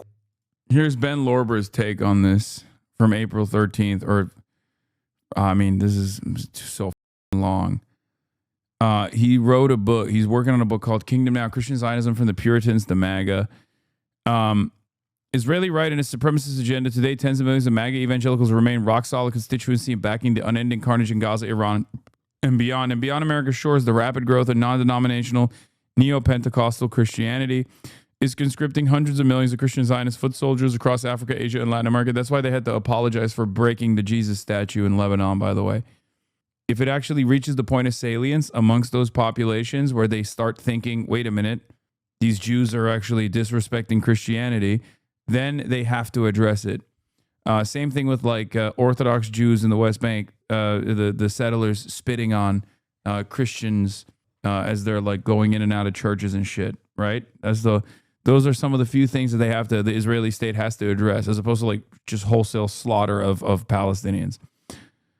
Christian Zionism is part and parcel of the rise of Christian nationalism, helping corrode the foundations of democratic pluralism in the U.S. and all around the world. I agree with that. Its adherents demonize Palestinians, Muslims, and anyone who opposes the dystopian vision as instruments of the devil, enemies of the Judeo-Christian West, and to be swept aside in a 21st century style crusade. And their fervent proclamations of love for Jews are laced with anti-Semitism. Anti-Semitism conscripting our communities as cannon fodder in their clash of civilizations. Where does the right to exist come from that Israel has, that I've been told for many years has a unique right globally to exist? Where does that right emanate from? Who granted that right and on what grounds? And they can't answer the questions, and they don't want to have the conversation. So just to be totally clear, asking questions. I mean, the answer for this is the other side of the story. The answer to this question is the same as the United States of America. America is also a settler colonial operation, right? And so was Israel, and so is Israel, I guess. And that's what it is. It was through blood. It was through conquest. So the answer is the exact same for Israel as it is for the United States of America. Okay? It's built on violence. That's how states were designed. Is not hate. Telling the truth is not hate. And they don't want to answer the questions, and they don't want to tell the truth. And by the way, it's not just Jews. I think I've been attacked more viciously by Christian Zionists than I have by Jews, just in point of fact. It's a kind of nice universalism to it. But I'm not intimidated. I don't know why I would be. In fact, I think it's my obligation not to be intimidated. Can asking questions, though, stir up hate? I mean, language is power. Oh, my God. Oh, my God. Lulu, you are doing a terrible job asking these questions. What are you doing? What are you doing? What the kind of... Are you just giving Tucker Carlson a nuke? Is that what it is? These are questions that you would design if you wanted to make Tucker Carlson just dunk on you. Okay? These are unbelievable layups. Like, just straight lobs, dude. I mean, this is such a layup that the New York Times audience is going to watch this and go, yeah, Tucker Carlson is actually doing a great job here. I didn't think that I would ever find myself in agreement with Tucker Carlson, but I am now. Powerful. Well, sure. I mean, you could pose attacks in the form of... This is why you can only counter Tucker Carlson as an anti-Zionist. You can't counter Tucker Carlson as a liberal Zionist. On this issue, you are going to be less moral, okay? Tucker Carlson is closer to the truth and closer to morality on the issue of Israel than a liberal Zionist. It might hurt people's feelings to hear that, but it's just the truth, okay? And that's precisely the reason why when people actually don't address Tucker Carlson's inconsistencies in his worldview adequately, which only an anti-Zionist can do, an anti-fascist can do this, because if you have any sort of defense of Israel in mind, you're going to get destroyed. You're going to get destroyed because Israel is indefensible. Okay, Israel's actions are indefensible. The concept is already indefensible by 21st century sentiment, right? The notion that ethnic cleansing had to take place and has to continue for 80 years, and an apartheid has to continue so that there's a demographic majority that must remain, a Jewish demographic majority that must remain, and it's like backed by the state. Everyone understands now that that is an unbelievable crime. So once you arrive at the conversation with that attitude in mind, if that's your primary focus, you're going to get cooked no matter what. You're never going to be able to outmeet Tucker Carlson on this issue. He's just going to come across as the moral party in this conversation because he's going to turn around and say, that's crazy. Questions, I've certainly done that a lot, for sure. But the questions themselves hang in the air. And a legitimate question deserves an answer. The reason I want to press on this a little bit more is that that there is an entire anti-Semitic worldview that has been based on the protocols of the elders of Zion, that there is like this cabal of powerful Jews that controls the world. And, that book was written in the early 20th century, but it, helped the Nazis, and it really has informed a lot of the views of many people today that there is, this very powerful sect of Jewish people who want global war and global conflict. And I think that there is a concern that I have, and a real concern. I don't mean this as something that people say to slander anyone, but just a real concern that the rhetoric where everything is blamed on Israel, where Israel has these supernatural powers almost to influence the president, to influence. Oh my God. Oh my God. Oh my God. Oh my God. What a totally ridiculous line of questioning. The previous president, George W. Bush, to enter into the Iraq War, to be involved in assassinations, et cetera, that it has echoes of that, and that people are genuinely. Yeah, well, it's not. Okay. First of all, let me just say, not everything that she brought up is valid, but it sucks that some of what she brought up are genuine things that Israel has done, right? Like, it's not other people's problem that Israel chose to look at a textbook of what not to do and then chose to do those things, okay? Like, yeah, you're like, oh, well, protocols of elderly Zion dictate that, Jews are, undermining. Jews are undermining, like, what, American domestic affairs. Okay. But Israel is literally writing legislation by way of AIPAC to undermine the First Amendment. Elderly Zion. Yes. Elderly Zion. The Zion of the elderly. Shut the up, chatters. It's not the point. Okay. I'm so tired. I didn't sleep a lot last night, even though I went to bed early. Okay.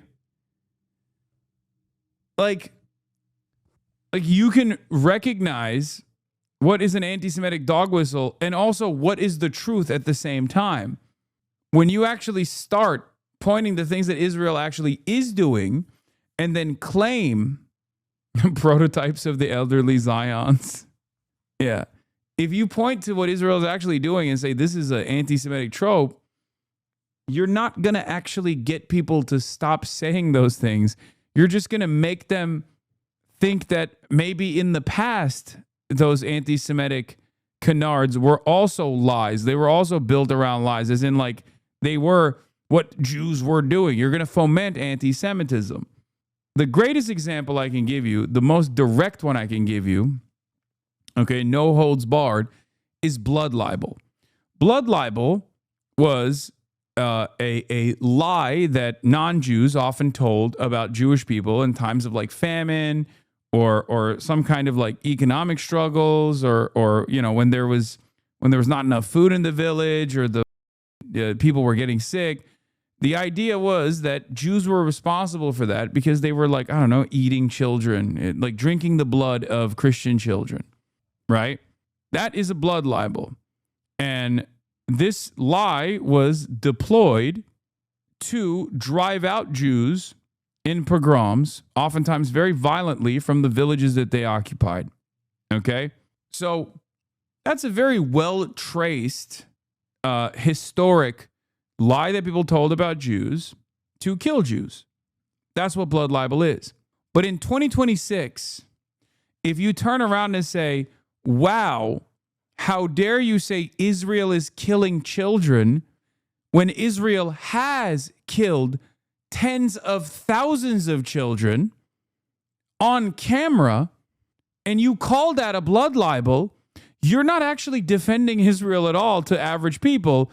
You're actually disparaging what they may have previously believed was a blood libel.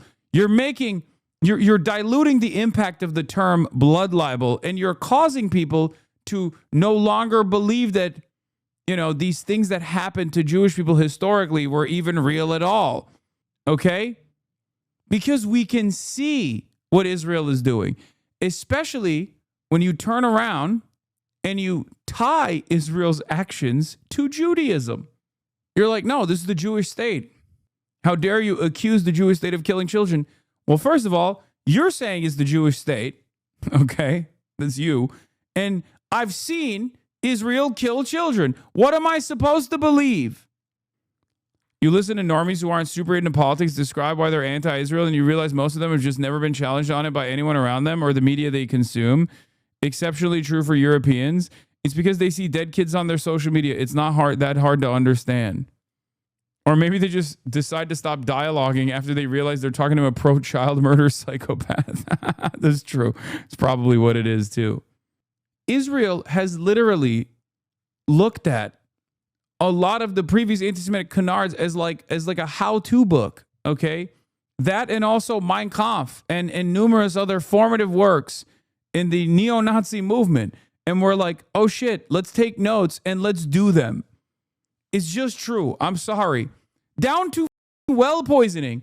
Poisoning the well comes from that as well. The idea that like Jews were actually responsible for the water supply being destroyed in the village that led to pogroms. Israel has literally poisoned wells. Okay? So what am I supposed to do? Not recognize what I'm seeing? It's unbelievable. This is not like the moment they prefer filling it with cement now. Yes, it's not. I mean, I'm using embellished language in this circumstance. But like, yes, they're destroying water wells, right? Like with regular frequency. It's just ridiculous.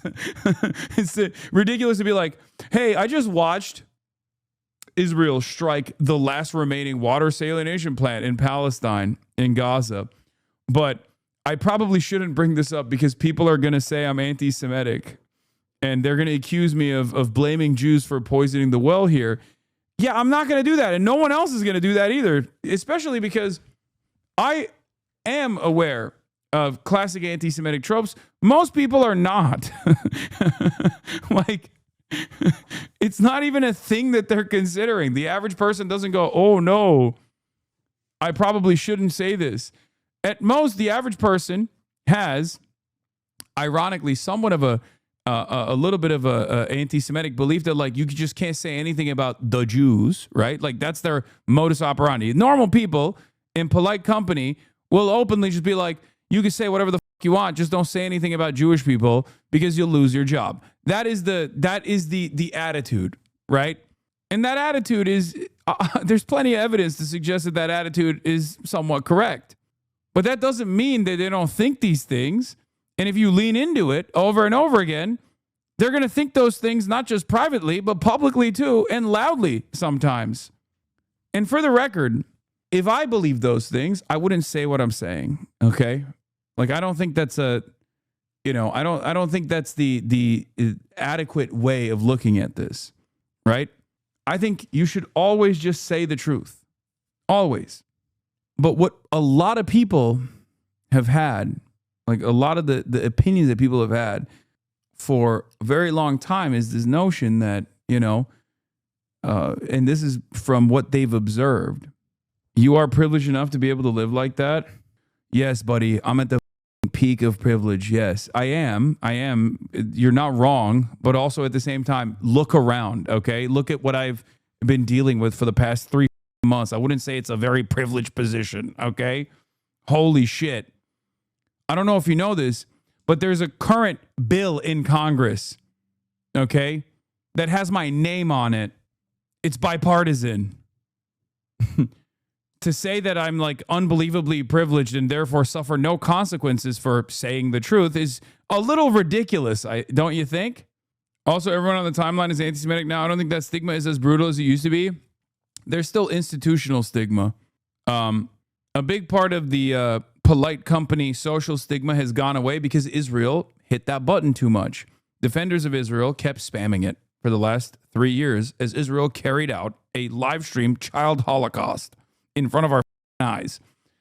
And then anytime someone had a negative opinion about that, they kept hitting that button over and over again. Anti-Semitism, anti-Semitism, anti-Semitism. And of course, after the 10 millionth time that they tried to spam that button, people started going, all right, f off. You say that about everybody. I don't believe you anymore. Well, what the f is this shit? Shut up. My new photo on Wikipedia, here it is. Yes, I see it. It's great. Thank you. Where's my controversial? Where's my controversies? Oh, there it is. Gaza war. Oh. Yeah. Have you guys noticed something, by the way? I used to pack these up. Look at the year that this stopped. It's been 3 years. It's curious. I wonder what happened. 0 awards. I guess I fell off. I mean, I don't give a shit, but it's just it's just interesting. Nominations and victories galore. And then done. I guess it's because I stopped gaming. Yeah, why didn't they give me the Trinity Award? I did win one, but it was Irish, so I guess it doesn't count. Check what categories that you're in the bottom. Where? What do you mean? Where are the categories? 1991 births, living people, American activists of Asian descent, American activists for Palestinian solidarity, American anti-capitalism, American anti-Zionist, American left-wing, male feminists, American Marxists, American people of Turkish descent, political commentators, American Twitch streamers, California socialists, critics of conspiracy theories, HuffPost writers and columnists, news YouTubers, people associated with the 2025 New York City mayoral election, people from New Brunswick, New Jersey, people of the Gaza war, Rutgers University, streaming awards winners, Young Turks people, University of Miami alum, YouTubers from California, YouTubers from New Jersey. Okay, that's fair. By the way, dude, the Core Boys got a new pad for the Core crib. It looks lit as Yeah, why am I one of the categories that I'm not associated with is sex symbol? Okay. Sexy hunk of man category. I'm in the living people. What the fuck does that even mean? That's a thing? They have a living people category? Okay. That seems strange. Let's keep going. That it opens the door to this idea that has been debunked and has been used in absolutely vicious ways to annihilate an entire people. Conservapedia? What the f- is that? Quite sure. Oh, God, I was so mad. I went on a tangent about this. Debunked and has been used in, absolutely vicious ways to annihilate an entire people. I'm not quite sure what that means. Let me tell you my concerns. My main concern is the destruction of the United States. And that is in no way to minimize anyone else's concerns, but I have a right to that concern. And I will not have my own concerns hijacked. I will not submit to being told what my concerns should be. I'm an adult man who pays his taxes. I have a right to come up with my own hierarchy of concern. And at the very top is the destruction of my country, which I've lived in for 56 years. And I know that it's not better than it was. And it's not getting better than it was. And there are many reasons for that. One of them is this war, but there are many others. And so people say, well, I'm really concerned. Well, I'm really concerned too. I'm really concerned that the Prime Minister of Israel and his many cheerleaders in American media, including at the New York Times, if I can say, pushed the U.S. government into a war that hurts the United States. That's my concern. And I would say that's at least co-equal with anyone else's concerns. So that's the first thing I would say. Second, as to the elders of Zion or whatever, I don't know what that is. I've heard references to it. It's like a czarist forgery or something. Look, I guess I'm just wondering what the line is for you. The line for me is the truth. What is actually happening? Between criticism. I mean, this is, by the way, a very difficult line. I am in no means purporting to understand necessarily where it is. I'm curious for you where the line is between criticism of the state of Israel and how that could be perceived as feeding into anti-Semitism. Well, it breaks my heart that it is perceived that way, and that's the product. That perception is the product of a decades-long effort to conflate anti-Semitism with any criticism of the secular government of Israel. Okay, so the IHRA definition of anti-Semitism lists 11 examples of anti-Semitism, and that's been adopted globally. 40 different governments have adopted it as their standard of what anti-Semitism is, and 2/3 of the examples are criticism of Israel. So, I don't get to write these standards. I also don't have to abide by them. And I reject. Bro, I swear they're way harsher with me than they are with Tucker, by the way. Like these are just softballs that are such easy dunks under the veneer of charitability from the New York Times. You keep navel gazing over where the line stands, Lulu, while Palestinians are starved and bombed. Yeah.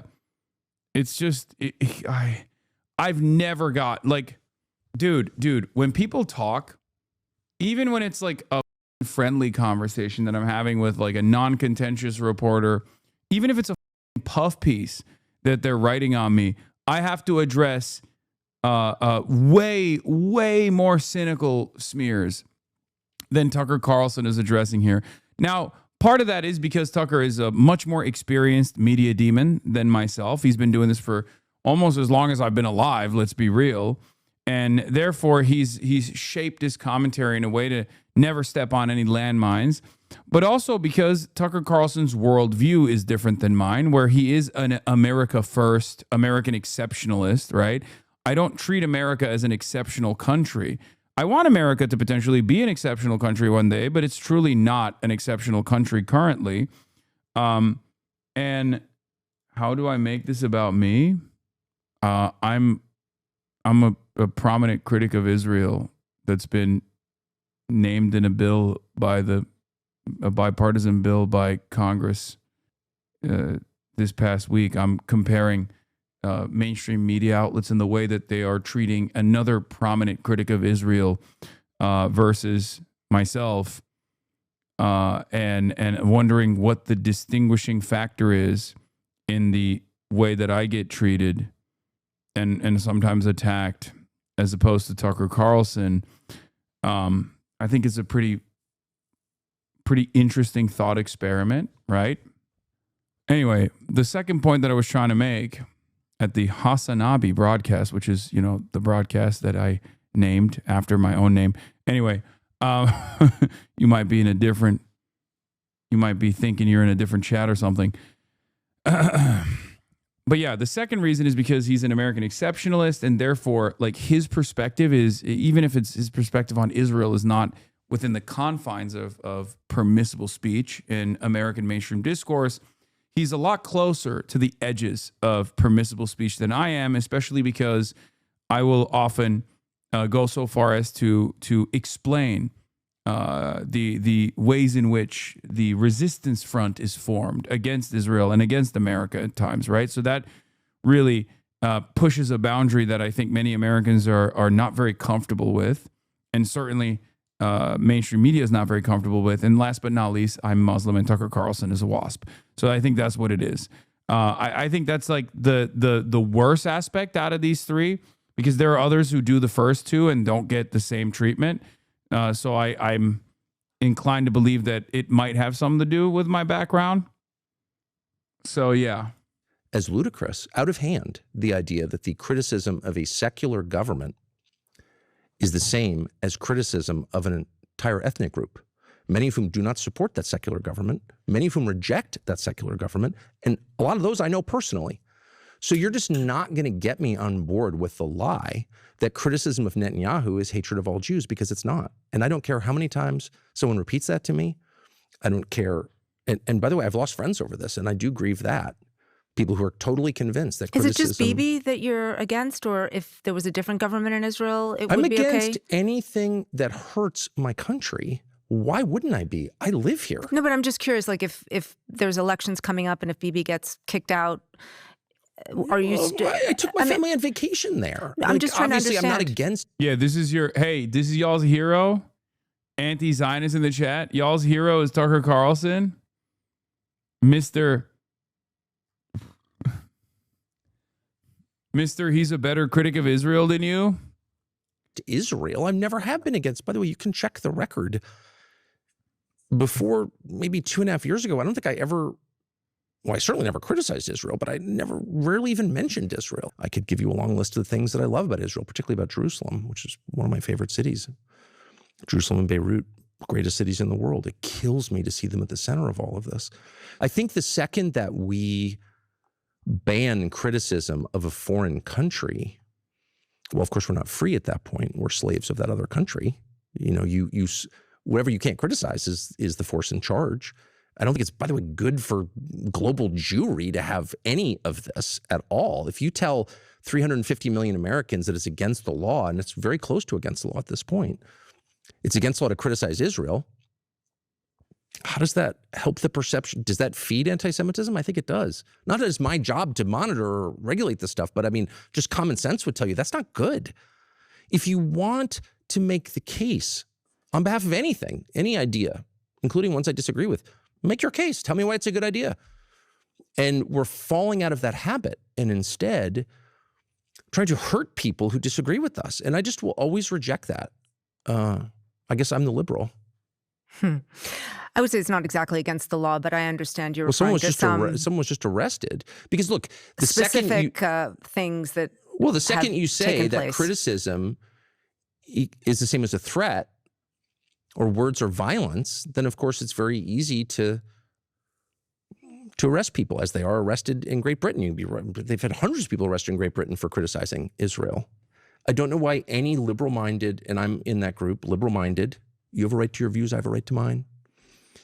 I don't know why any liberal-minded person will go along with this and not say, whoa, whoa, whoa, whoa, this is totally bonkers. And this is the road to totalitarianism. And I would say that about any topic.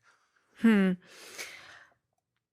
going to move on because we've talked about some fissures that have emerged among conservatives over Israel.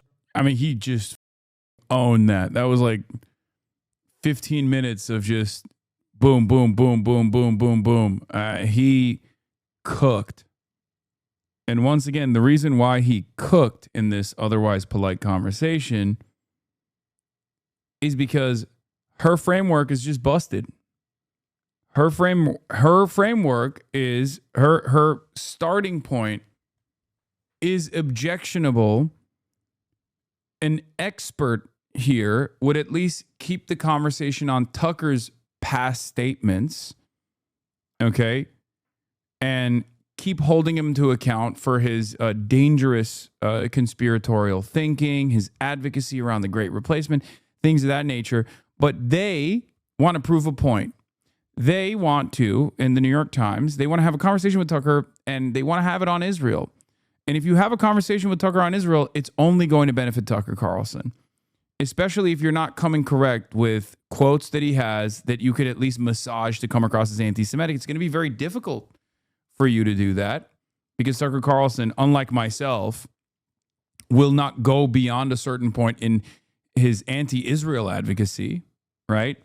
Because he doesn't believe in certain things. He's not an anti-Zionist, for example. I am. And I don't shy away from revealing that position. So that's precisely the reason why it's much more difficult for the New York Times to just like maintain a liberal Zionist position and try to like attack him on possible instances where what if what you're saying could be seen as anti-Semitic. They always hit him over the least objectionable things he said. If you're trying to accuse him of anti-Semitism, hit him on the Great Replacement, his World War II revisionism, his comment about how hummus eaters killed Charlie Kirk and Jesus. There's a lot there, but no, we got to do the greatest hits instead. Yeah, that's what I was talking about, though, because they hit me with bullshit all the goddamn time that at least, like, on its face sounds bad. It's nowhere near as, like, anti-Semitic as, half the shit Tucker Carlson has done, and that's what's so frustrating about this conversation. Do you see what I mean? With me, it's the clip show. It's the clip show. Why? Because the ADL is up my asshole and they've created the clip show. With him, it's like, well, don't you feel like you would hurt Jewish feelings if you criticized Israel? Like, what a ridiculous question. First of all, how dare you? Okay? How dare you say Jewish feelings are going to be hurt if someone has a disagreement with Israel's unlimited child murder policy? Okay? That's an insane thing to do for American Jews. You're just throwing them under the bus, okay? By being like, don't you feel like all Jews love Israel, Tucker? And they love the baby murder campaign? You sound like a hater at this point. I'm just saying, Tucker Carlson has said a lot of heinous shit. He is a white nationalist. Maybe some of you guys don't mind that. I do. In the war, right? Yeah, it's sort of blown up. Yeah. And I want to dig into that because earlier this year you told Megyn Kelly that there is, quote, a huge scramble. And you said, I'm in the middle of it to define what the Republican Party is after Trump. Yep. So boil down the scramble for me. Are there two sides? Well, I lost that scramble. Yeah, I mean, is it driven by ideas, personalities? I mean, something else. Like, what do you see happening? Look, I mean, there have been disagreements over foreign policy within the Republican Party for it's just crazy to have really the since most prominent 2015 defender when of the Trump Great announced for Replacement president. theory sitting across There from was you. no disagreement at all. It was a neoconservative party completely. I was part of that for sure, and unthinkingly and then unwillingly, but whatever. But since 2015, there's been this kind of debate like, well, you know, what is the appropriate use of American power? And what is our relationship with Israel? And those have been sort of sotto voce debates. But it's only with this full regime change effort against Iran that they've become untenable. Like, you can't. I mean, my own view is I'm always happy to eat with and talk with people I disagree with. Again, I guess I'm the liberal here. But there is a strong sense among the neocons who've completely taken over the Republican Party that anyone who disagrees cannot be allowed, like literally in the White House. Okay, I don't make these rules. I feel sad about it for a bunch of reasons. I would say as a political matter, the constituency for that is very small. There aren't, 150 million people in America who are really excited about the Iran war or who are ever going to be excited about that. So you're dooming your party to irrelevance when you do that. I don't know why they would want to. They hate Trump. The neocons hate Trump, have always hated Trump. I had a first row seat to this. And now they've destroyed him. And I told them that. I said, these are people who hated you from day one. They couldn't control you. They hated you for that reason. What you said about the Iraq war inflamed them. It humiliated them. And they want to destroy you. And this war will destroy you. I said that point blank right to him. And it's true. And it's, I think, proven true now. And what do you mean about you being in the middle of it and losing the scramble? Well, because Charlie Kirk and I think we're the only people, I'm confident in saying we're the only people in June of 2025 to say to the president, this is a very bad idea. The people pushing this are trying to get you involved in a regime change war. You've campaigned against that. Don't do this. And then on September 10th, Charlie was murdered by a lone gunman. So by the time this latest round happened in January and February, I think I was the only person who said that to Trump for a bunch of reasons. So now it's, we know who won. Really convenient for the other guy who agrees with you to be dead so you can pretend. No, Charlie Kirk has openly said things. Charlie Kirk has openly and aggressively demanded that Trump not go to war, not listen to the neocons, and not go to war with Iran. This is true. The difference, of course, is that if Charlie Kirk was alive right now, the prophet Charlie Kirk, peace be upon him, if he was alive right now, he'd be defending it because he was Trump's guy. That's it. What he said or what his true opinions are totally secondary. His primary objective was to unconditionally and uncompromisingly defend Donald Trump. That's it. He has done this. He has demonstrated his tendency to do this with the Epstein stuff. Oh my God. It's like you guys don't know. It's almost like you haven't read the hadiths. We are Charlie Kirk. Like, that's just how it is. That's how he was.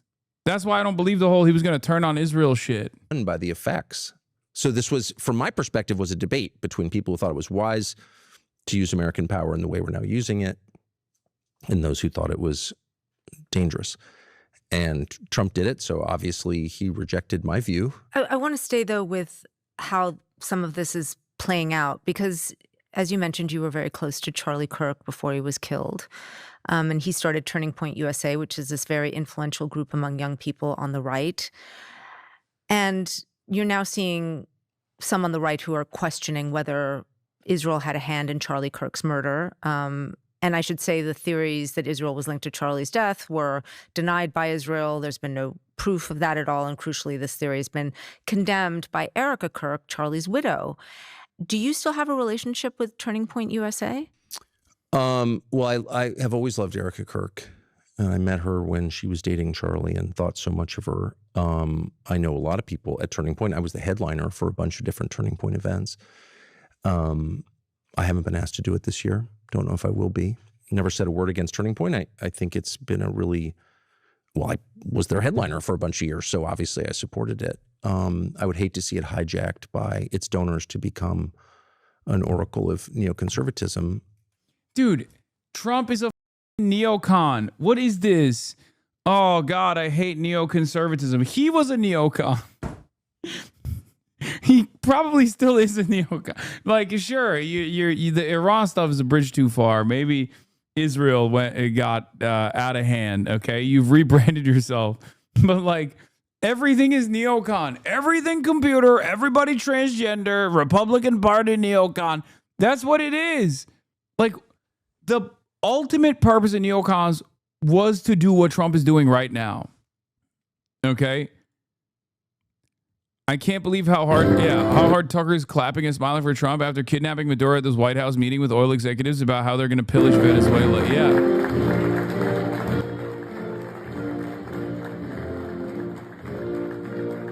No one gives a shit, though. They just like Tucker Carlson at this point. He was able to sneak himself in to a position of great prominence and legitimacy in the anti-Israel movement. And so you can't get people to literally look at him funny. It's crazy. Now, his name is Carlson. Yeah, this is Carlson. This is his brother, Buckley Swanson. Ugh.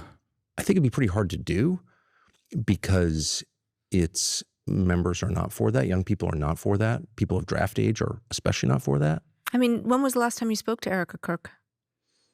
A couple of weeks ago. Okay. By text. So my concern, and this is not about Erica Kirk or... Do you think he repeatedly called himself a liberal in this interview to get some blue points? No, he is a liberal. He's right. Tucker Carlson and like the overwhelming majority of modern Republicans are also liberals, as like in the political theory. In the American sensibility, liberal just means like the gay version of what the political theory of liberal is. So he is a liberal. Of course, Reagan was a liberal. That's what liberalism is. They are all liberals. Americans are primarily liberals. Okay? Yeah, in the political science sense, the people that we refer to as liberals are just like a little bit gayer than the other version, which is anti-gay, but still very liberal. Okay? They're capitalists. They're pro-capitalist. Yeah, liberalism equals market primacy is a great way to put it. Now, I think the changes that are being made currently, there are some people who are post-liberal. I think we're moving in that direction in the Republican Party. They're not fully there yet. They haven't self-identified as something different. They're not like openly fascist. Their actions are openly fascist, but they don't self-identify as fascist. But at least they still posture as liberal. Maybe J.D. Vance, being the nerd that he is, might have a different association. He might be the type of says I'm post-liberal, you know? But like Tucker Carlson will call himself a liberal, even though he is a fascist. But these guys' foundation is still very much so liberalism. Andrew Colvat or any of those people with whom I've never had a crossword and hope never to have a crossword. But my concern more broadly is about the investigation into Charlie's murder, which was short-circuited by the FBI. And I'd like to know why. And I don't care to be screamed at for asking that question. It's a legitimate question, and we know that. Well, I know that for a bunch of reasons. But the public knows it because Joe Kent said it out loud and explained it. He's the head of the National Counterterrorism Center. He's an ODNI. And he was told by the FBI that he could not investigate it. And as a friend of Charlie's, I'm not going to be intimidated into saying the following, which is, Bro's on on what his grounds phone, would you though? do that? I'm not saying... Who, Tucker Carlson, or are you talking about me? Does it look like I'm on my phone? What the fuck are you talking about? Or you mean he's on his phone like Tucker is? He's just looking at his phone on the table? The guy who's been arrested didn't pull the trigger? I'm not. There's been no trial. He was obviously handed over by his father. Do we know that? I don't know what I know because there hasn't been a trial yet. And again, it's like so many things. And it's not just Israel. It's not just Charlie Kirk. It's the existence of NATO or the way the economy is structured. Why is capital taxed at half the rate of labor? Like, that's a question that bothers me. In every case, shut up. Socialist, racist, conspiracy theory. It's like, I'm just too old for that. Why don't you answer the question? That's my job. Do you think Turning Point's influence has... I hate when he emotes. I find that to be so terrible. Honestly. It's just terrible. waned since Charlie's death? I haven't the faintest idea. I do think that, you know, I agree with most Americans when I say I think this war is a disaster. It's impossible to see how it helps the United States. And, you know, I would like to see all self-described conservative groups pressure the president, as Charlie did, to minimize the damage. And I hope Turning Point is working on that. I don't know the answer, but I certainly hope they are. I can't, yeah, so they should. I can't say confidently Charlie would be working to do that. Obviously, Turning Point is just one organization trying to reach youth on the right, but you also have Nick Fuentes, the far-right white nationalist influencer who's called Hitler effing cool, who also has a huge following among young right-leaning men. How do you see Fuentes in terms of the future of the right? You know, it's so hard to know. I'll tell you my instinct on it. Most of the debates about race, ethnicity, religion, to some extent immigration, are less resonant long-term than debates about economics. I think the main frustration among young people is not just that the composition of the country is changing too fast, which it definitely is, but the main concerns are about the lack of economic opportunity for American young people who are totally screwed at like a more profound level than people acknowledge. Older people do not acknowledge that. I had dinner the other night with a bunch of kids from Stanford, really smart. They're at Stanford. And one of them said, oh yeah, his best friend just graduated with a degree in computer science last year, has not been able to find a job.